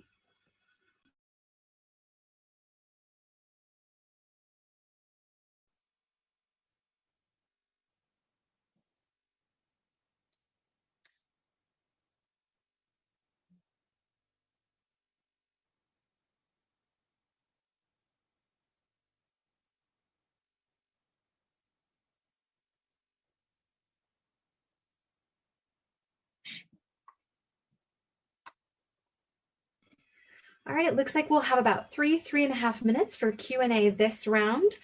So judges, what questions do you have for our pitchers?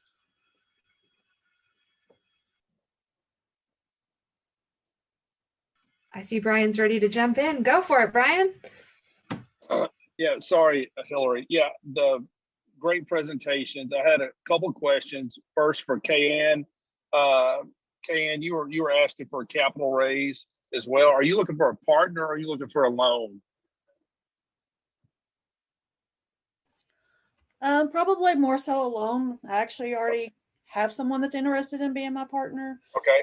He brings a lot to the table as far as technical skills, as far as computer knowledge and that type of thing. Okay. So really just yeah, no, thank you. Auburn, same question. I'm looking for a loan. Okay. Yes. Yeah, no, thank you very much. And Carmen, same question. You looking for like a partner or you just looking for a loan? Just a loan, sir. Okay, thank you. Great presentations, guys.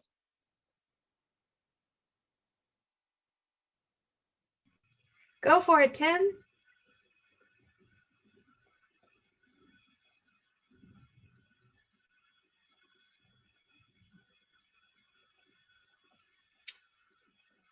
Okay, here we go. Sorry, I learned how to use this thing. Okay, hey, great job, everybody. Was really good.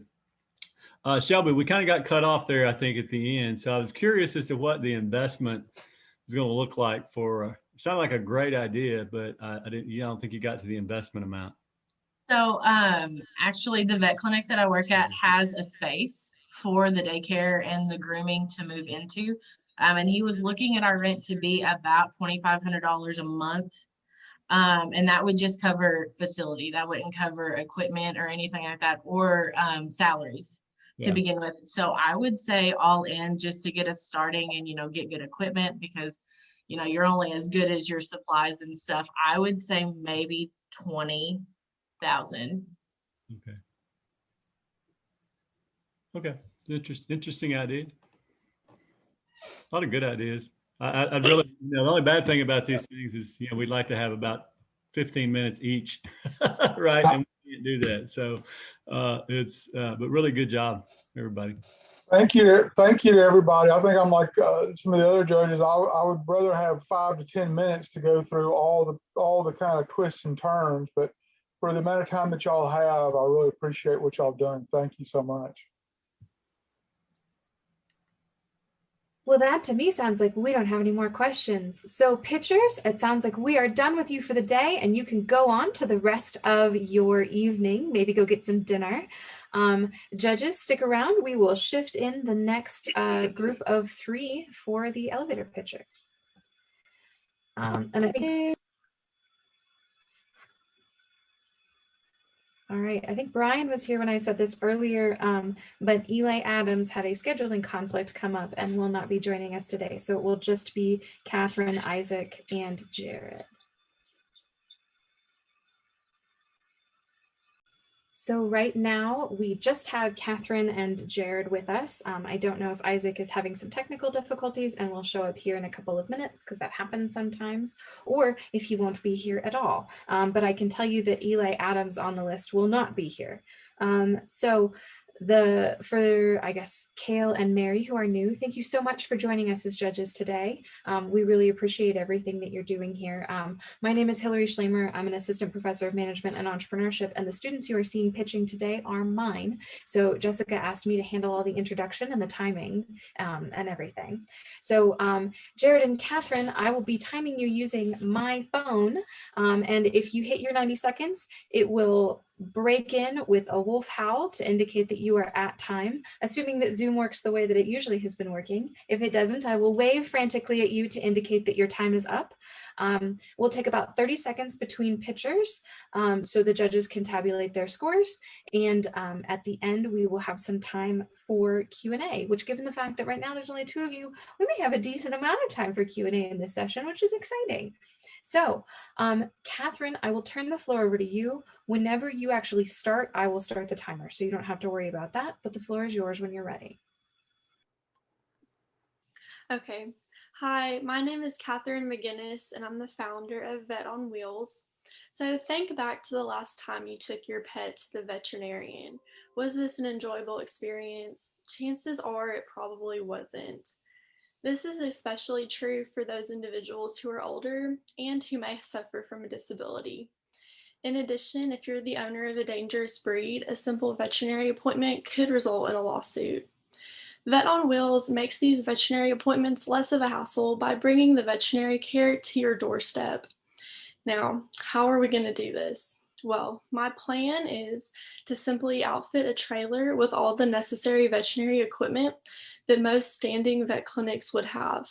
Then the veterinarian can attach this trailer to their vehicle and travel to the client's house. Here, they're going to be able to perform anything from a simple checkup to a complex surgical procedure right in the patient's driveway, ultimately. The customer discovery process showed me that most individuals would be willing to pay extra for this convenience. So because of this, I feel comfortable in asking for $40,000 so that I can begin to build this specialized trailer. Thank you. All right, thank you very much, Catherine. Judges, we'll give you your 30 seconds.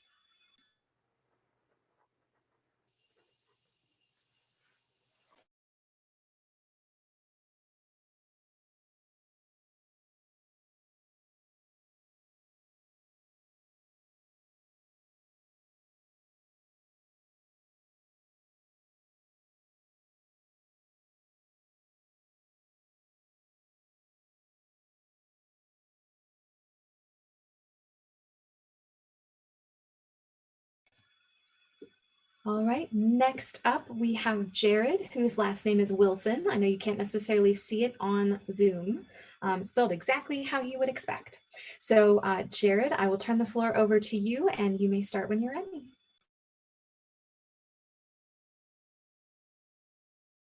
You will have to unmute yourself though.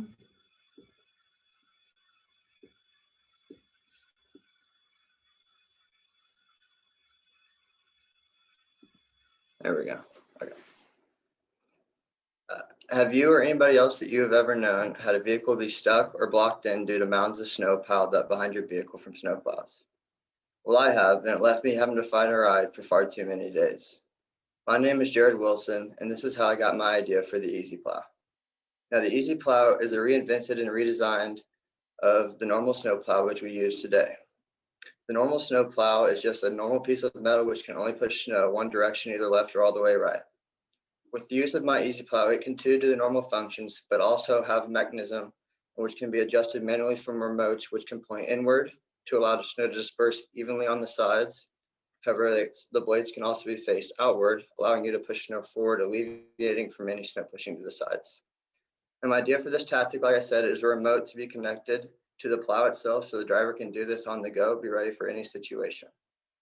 In terms of funding, I have planned to use my own money as well as my family's money, and also ask for you guys with $20,000 to help me with my startup costs, as well as my marketing to reach small contractors to reach for these cities.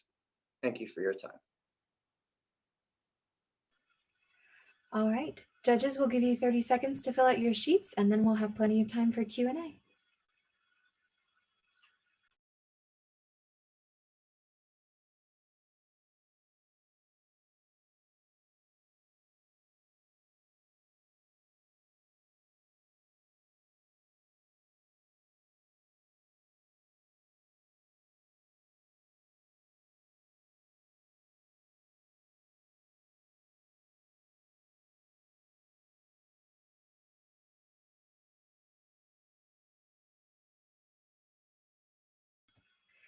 All right, judges, it looks like this time we'll have something like 6 or 7 minutes for Q&A. What questions do you have for our two pitchers?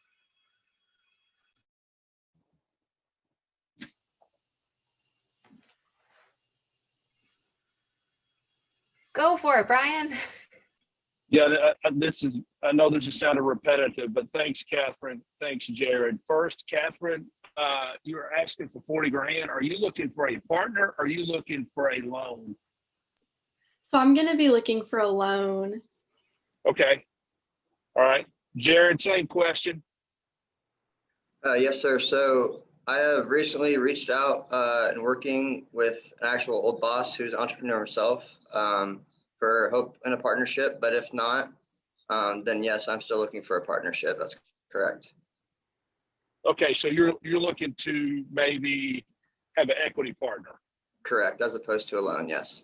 Okay, and also secondly, you had mentioned the snow. Is there?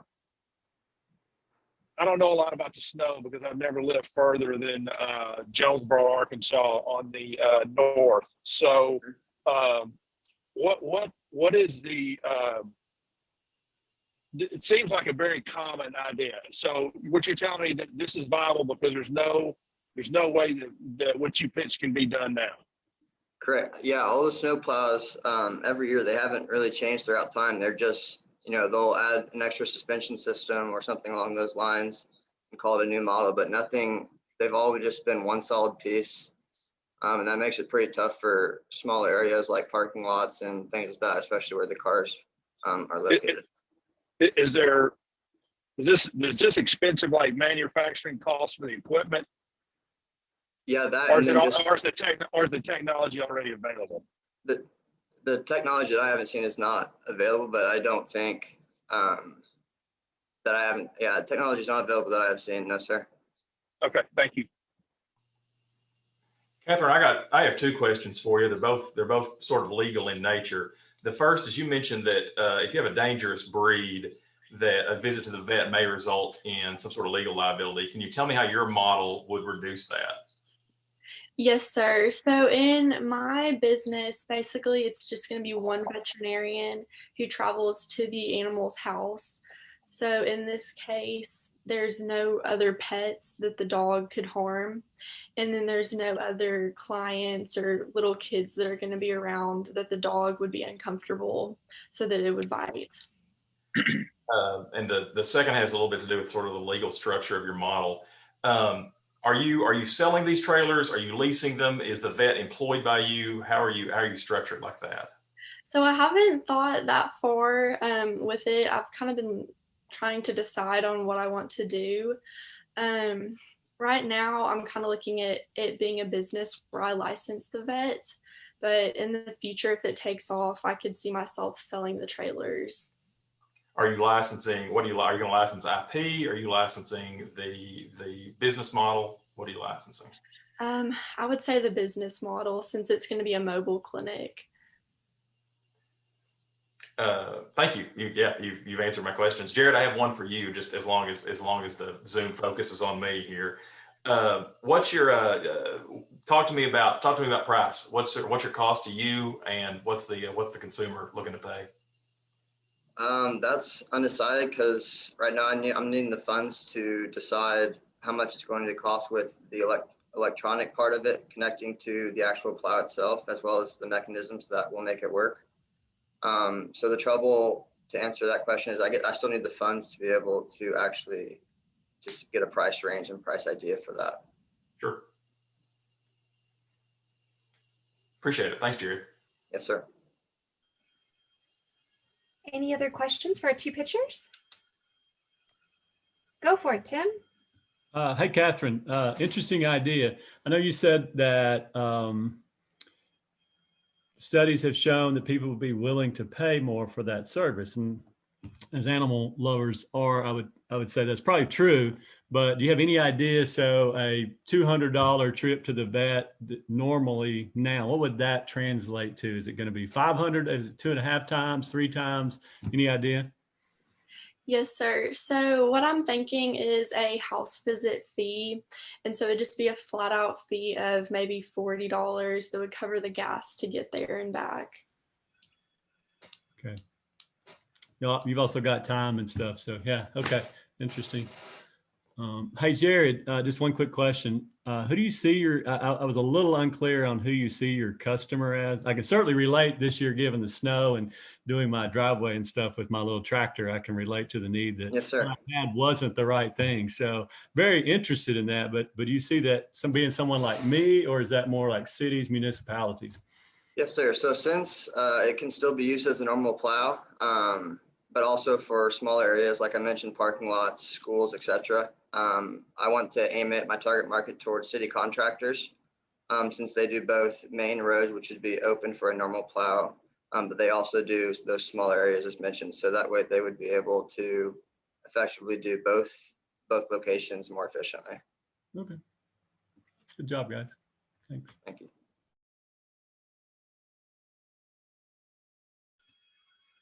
Any last questions? All right, then Jared and Catherine, we will send you off on your evenings so you can go eat your dinner, and judges will hang out for a little bit before we let in the next group. Thank you.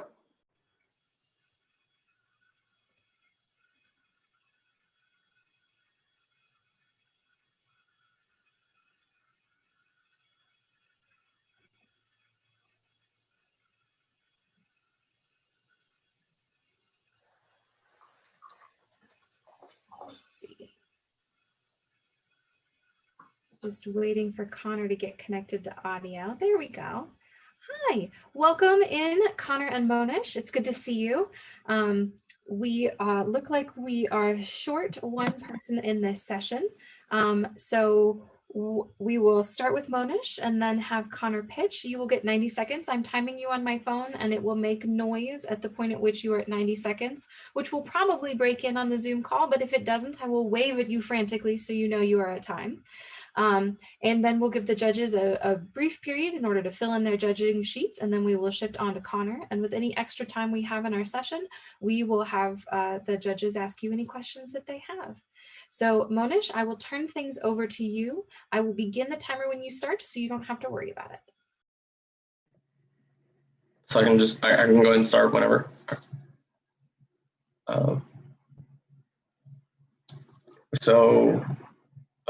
Imagine this: you and your friends are going to a Memphis Grizzlies game on a Friday evening, and Memphis can get quite busy on Friday evenings. And you guys are already running a little late, and you guys start to worry about parking close to the FedEx Forum. So you decide to pull out the Find My Spot app and book your parking spot close to the FedEx Forum in advance. The Find My Spot app allows you to, like I previously just stated, to book your spot in advance. All you have to do is download the Find My Spot app on your phone, book your spot, and once you reach the parking lot, you just have to scan in at the first gate, and then once you reach to your parking spot, just scan in again and to confirm that you have arrived to your spot. And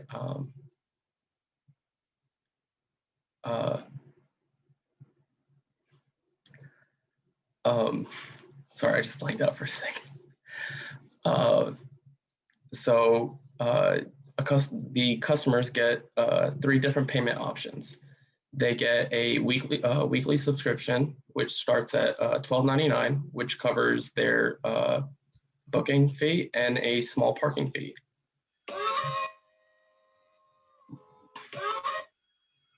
Do I keep going or? If you need to wrap up real quick. Okay.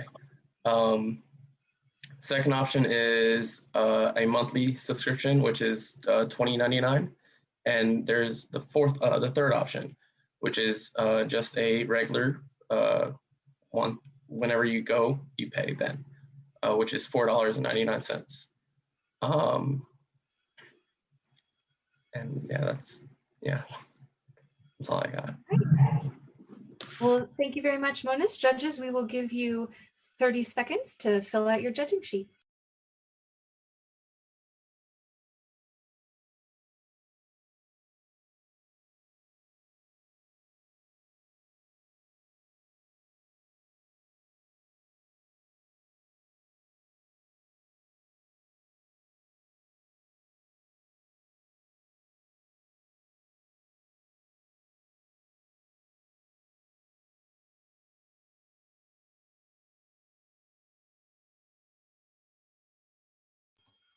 And next up, we have Connor Wilson. Connor, the floor is yours, and I'll start timing when you're ready.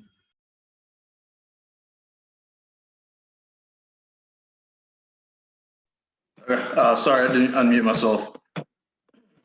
All right, so hi, I'm Connor, and basically my business is a zero-turn electric lawnmower, which a little bit about that is you have like push lawnmowers, you got riding lawnmowers, and they've recently come out with like gas zero-turn lawnmowers, and it's a lot more convenient for people when they're mowing their lawn. It just turns in place, and you don't have to make big turns and stuff like that. So, and they have electric zero-turn lawnmowers, but they're like $25,000. They're really expensive. So I would like to come out with that and for a much more affordable price, and that's basically the idea. And what makes it so good is that you can really get tough to reach spots where you would usually have to go in with a weed eater and stuff like that. So it makes it easy to get over to those tough to reach spots and then turn real fast so you can get going with your work. So a little bit about the market. The lawnmower market is 28.5, so like somewhere around that $1 billion market.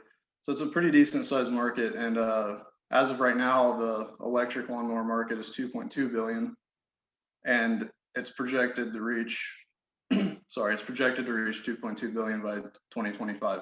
So it's pretty small right now. So there's a lot of room for growth. And I think since automotive vehicles are kind of turning in that direction, that is that it?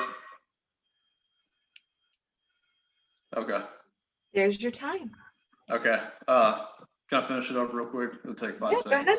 So basically, since automobiles are moving that direction, I think lawnmowers too. And yeah, just like $1 million investment to start us off would be good way to branch out the company and start us off. All right, thank you very much, Connor. So judges, we will give you 30 seconds to go ahead and fill in your sheets, and then we'll open it for Q&A.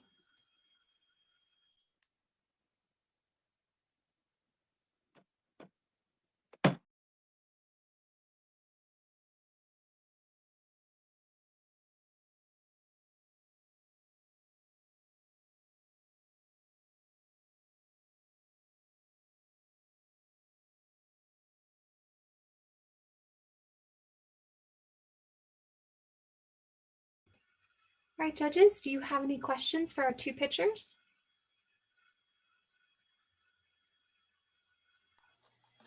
Yeah, if you guys don't mind me diving in first here. I want to start with Monish. I'm so sorry I missed it. How do I pronounce your name? It's Monish. Monish. Yes, sir. I have two questions. The first is your pricing model. Is there a reason that you didn't factor in the desirability of the spot or the number of spaces available in an area and do something like surge pricing like Uber does?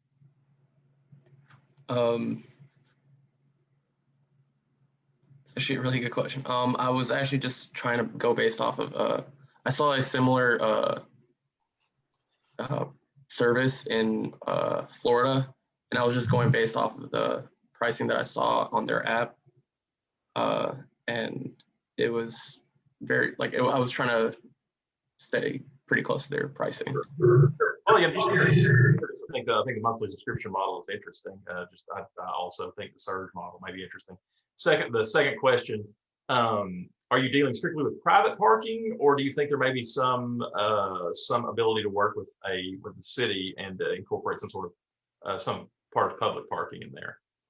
I was actually thinking about that too. It was we wanted. I would like it to go through both private and city, because there are some cities that don't have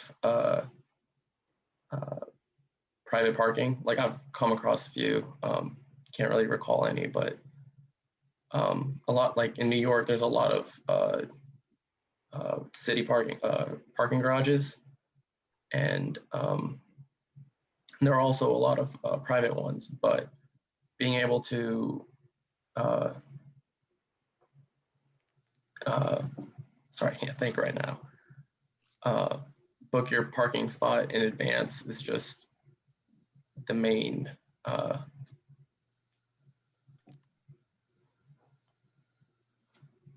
sorry, I can't think anymore. Yeah, I see that. Like the advanced purchase. That's enormous. Yeah. Well, man, I appreciate it. I appreciate your answers. Connor, I just have the one for you, man. The zero turn mowers, that's a crowded field. You got some big players in there. You got Bad Boy, you got Intimidator. They're all doing something similar. And it seems like they distinguish themselves based on small differences in their patents. Do you know if any of those big players are already working on an electric model?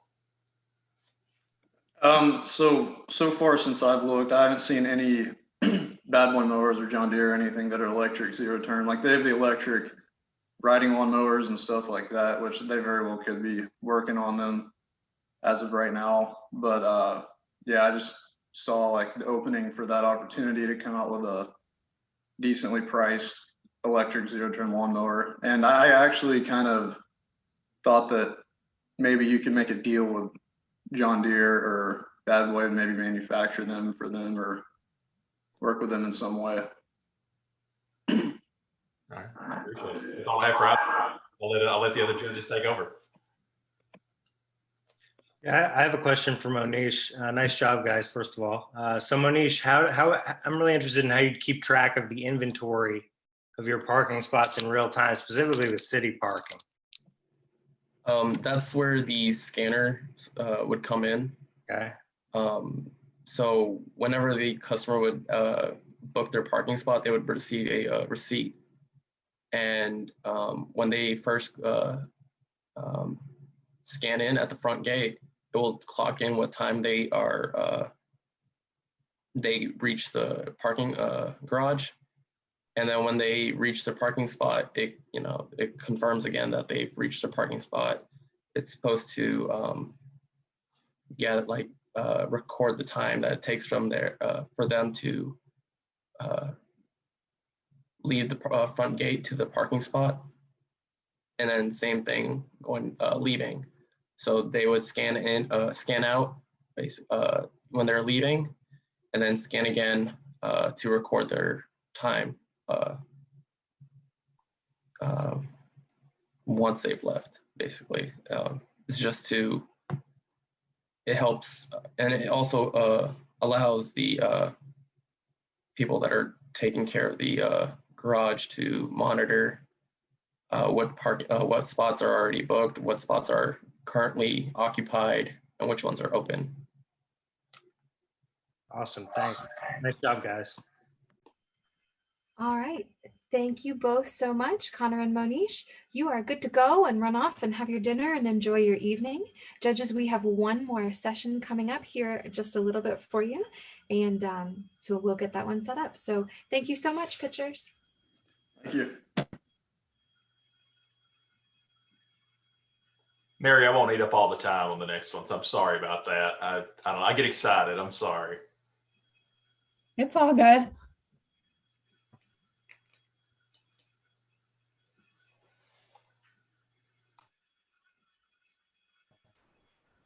All right. Hi, Ariel. I'm sorry, what was that, Ryan? I said hi, how are y'all? Oh, hi.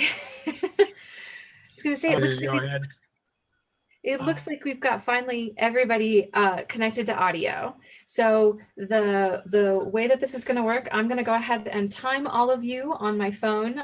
When you hit 90 seconds, a wolf howl will play as your timer, which typically Zoom is allowing it to break in over that so you can hear it. If you need a couple more seconds to wrap up, that's fine, but that's to indicate that your time is up.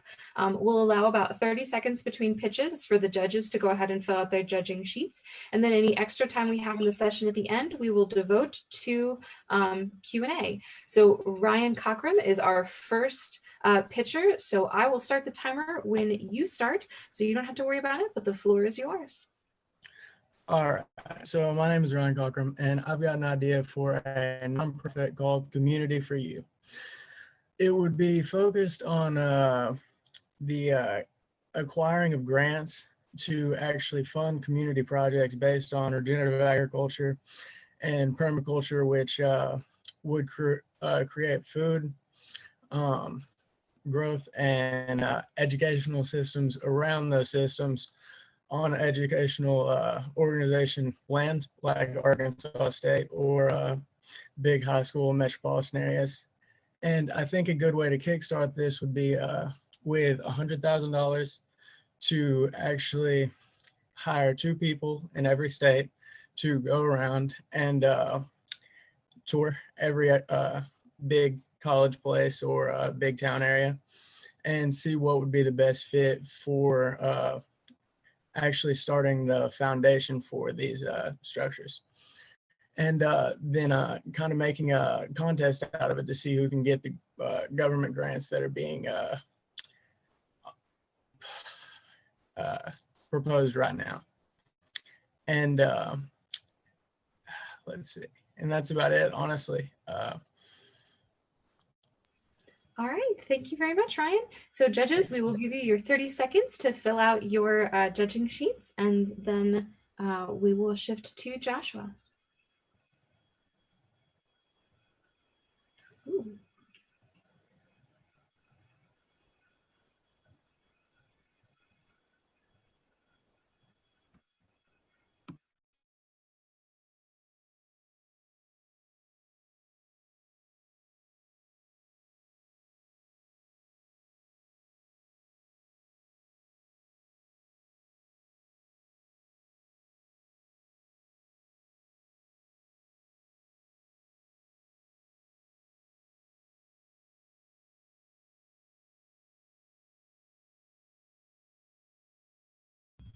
All right, next up we have Joshua Adlong. So I will turn the floor over to you and we'll start timing when you're ready. All right, hello, I'm Joshua Adlon. All right, so it's that time of year again. Time to put the book down, pick up the beach towels, and head for the beach for a week. Spring break is one of the busiest times of the year to go to the beach, as all the colleges are letting out for a week to give their students some rest. Since it's so busy during this time of year, it makes it hard to find a house or condo to stay in for some of us, especially if you're not 25 or older, as most houses have a limit that you have to be 25 years of age to rent. So my idea is to create a website, sort of like Airbnb or any of the other ones that allow students that are 18 to 25 to rent a place. My funding would be from my full-time job that I have in construction, and this would usually be kind of a side hustle.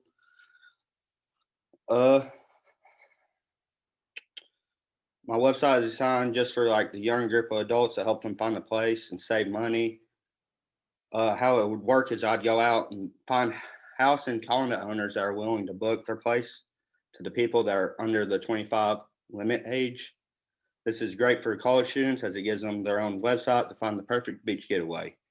Not only is it a great tool that will help get more people to a place to stay during the week or spring break, but the website will be up and running all year long, so they can book their trip with ease throughout the year. It will make it where younger adults don't have to worry about looking very hard for a place to stay and emptying their wallets on places that charge younger people too much during spring break. So how about you grab your towel and your beverage of choice and let's hit the sand. All right, thank you very much, Joshua. Judges, we'll give you your 30 seconds.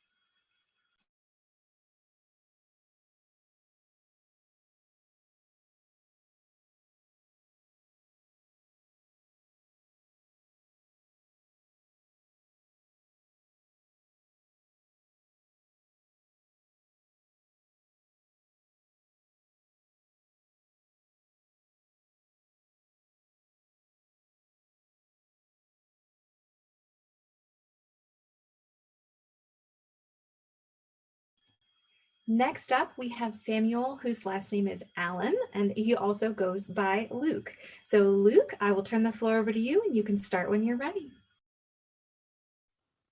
Hello, my name's Luke, and let me throw a statistic at you. 75% of people regret at least one of their tattoos.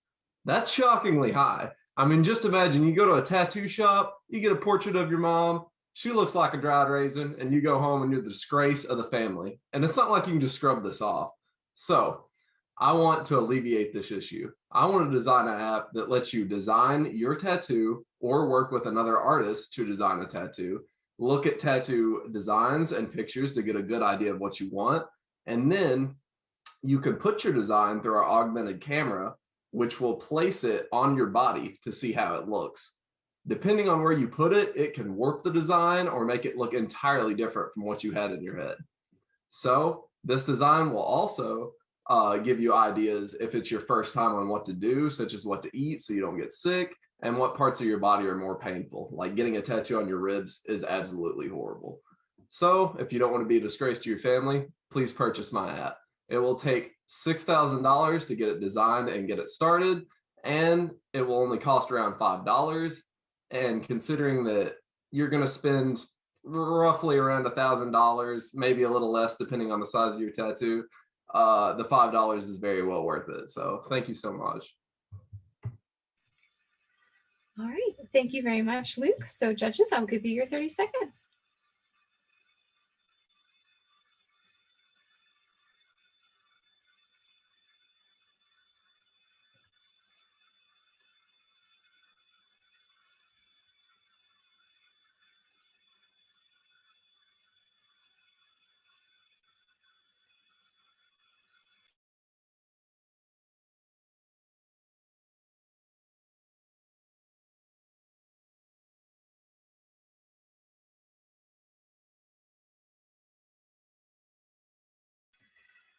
Next up, we have Abby Phillips. Abby, the floor is yours.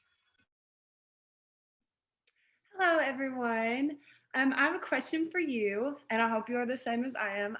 Do you love candles as much as I do? I am the type of person who always has a candle lit in my apartment anytime. I light it when I get home from school, when I get home from work, and my favorite time to do it is after I finish cleaning and light the candle, and boom, everything is perfect.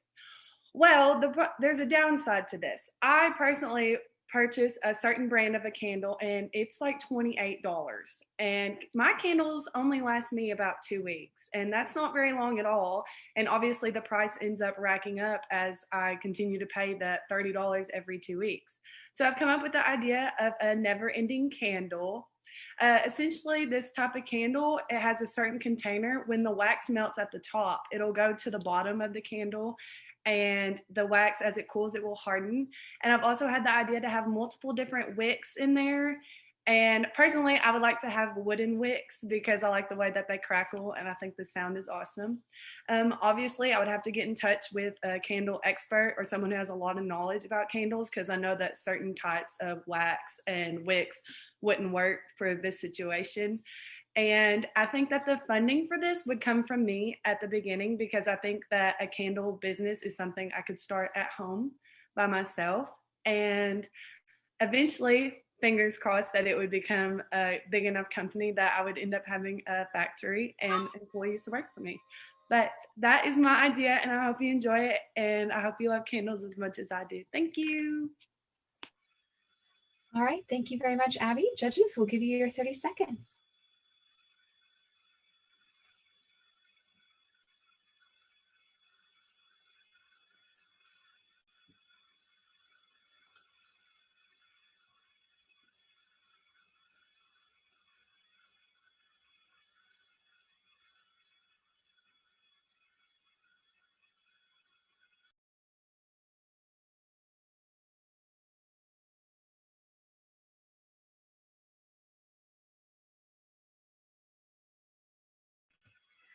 All right, our last pitcher is Benerico Novelli, who is zooming in from Fiji right now, I do believe.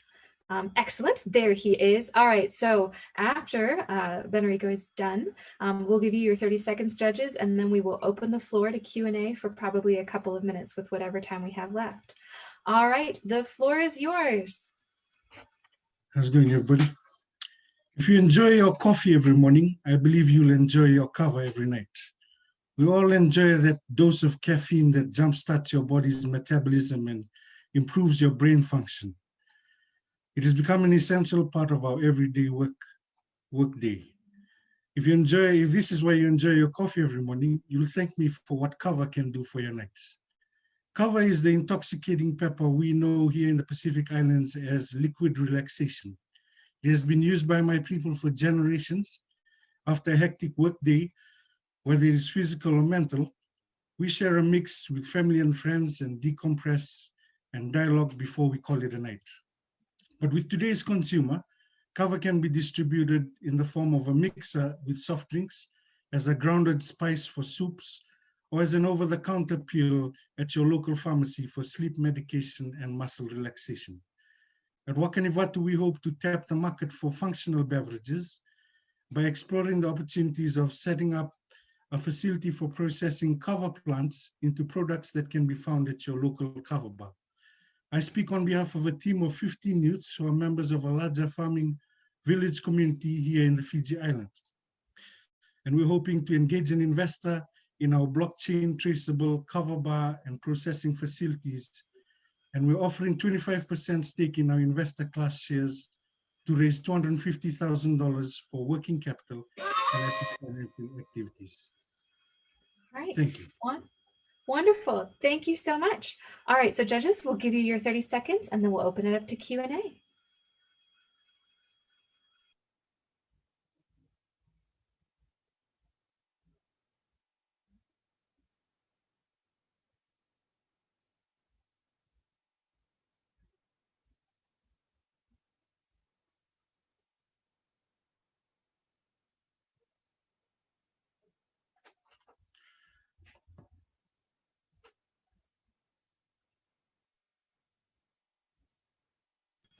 All right, judges, it looks like we have about 2 minutes for questions. So what questions do you have for our pitchers in this session? I have a question for Abby. How do you get someone to buy a second candle? The idea behind that is that, well, it's called the never ending candle, but it would end up having to end, but hopefully that would be at least a month long. Probably should work on the name a little bit, I guess, but the never ending is supposed to make it stand out from the others because it lasts at least twice as long, if not longer than the other ones. And hopefully the smells and stuff would be great enough to encourage people to purchase the second one. Awesome. Thank you. Keep the name. Okay.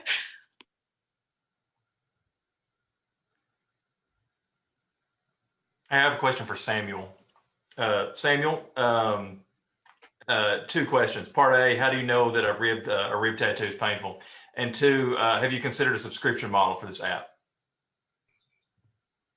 As for the rib tattoo, I personally don't have any tattoos. I'm waiting on my apps to really decide, so I'm not one of those 75% that regret it.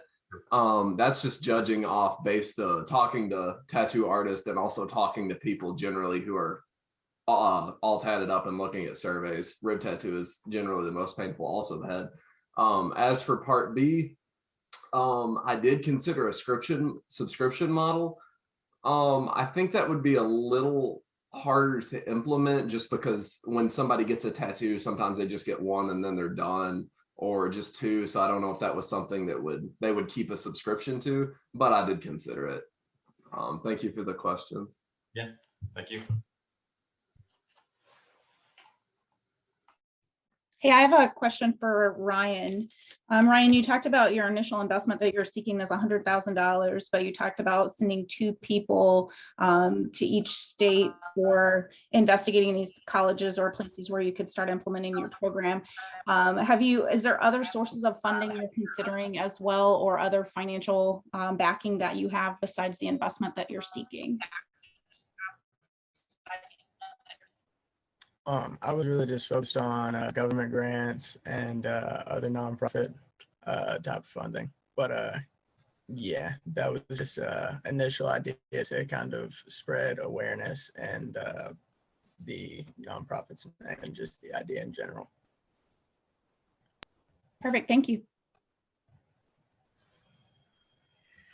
Well, that brings us to 7:15 and the end of our session. So thank you so much, pitchers. We appreciate your time this evening, and we will send you off into the rest of your life. Jessica, I don't know if you have any parting words for our judges, so I won't send them off just yet, but thank you so much, students. You have a great night.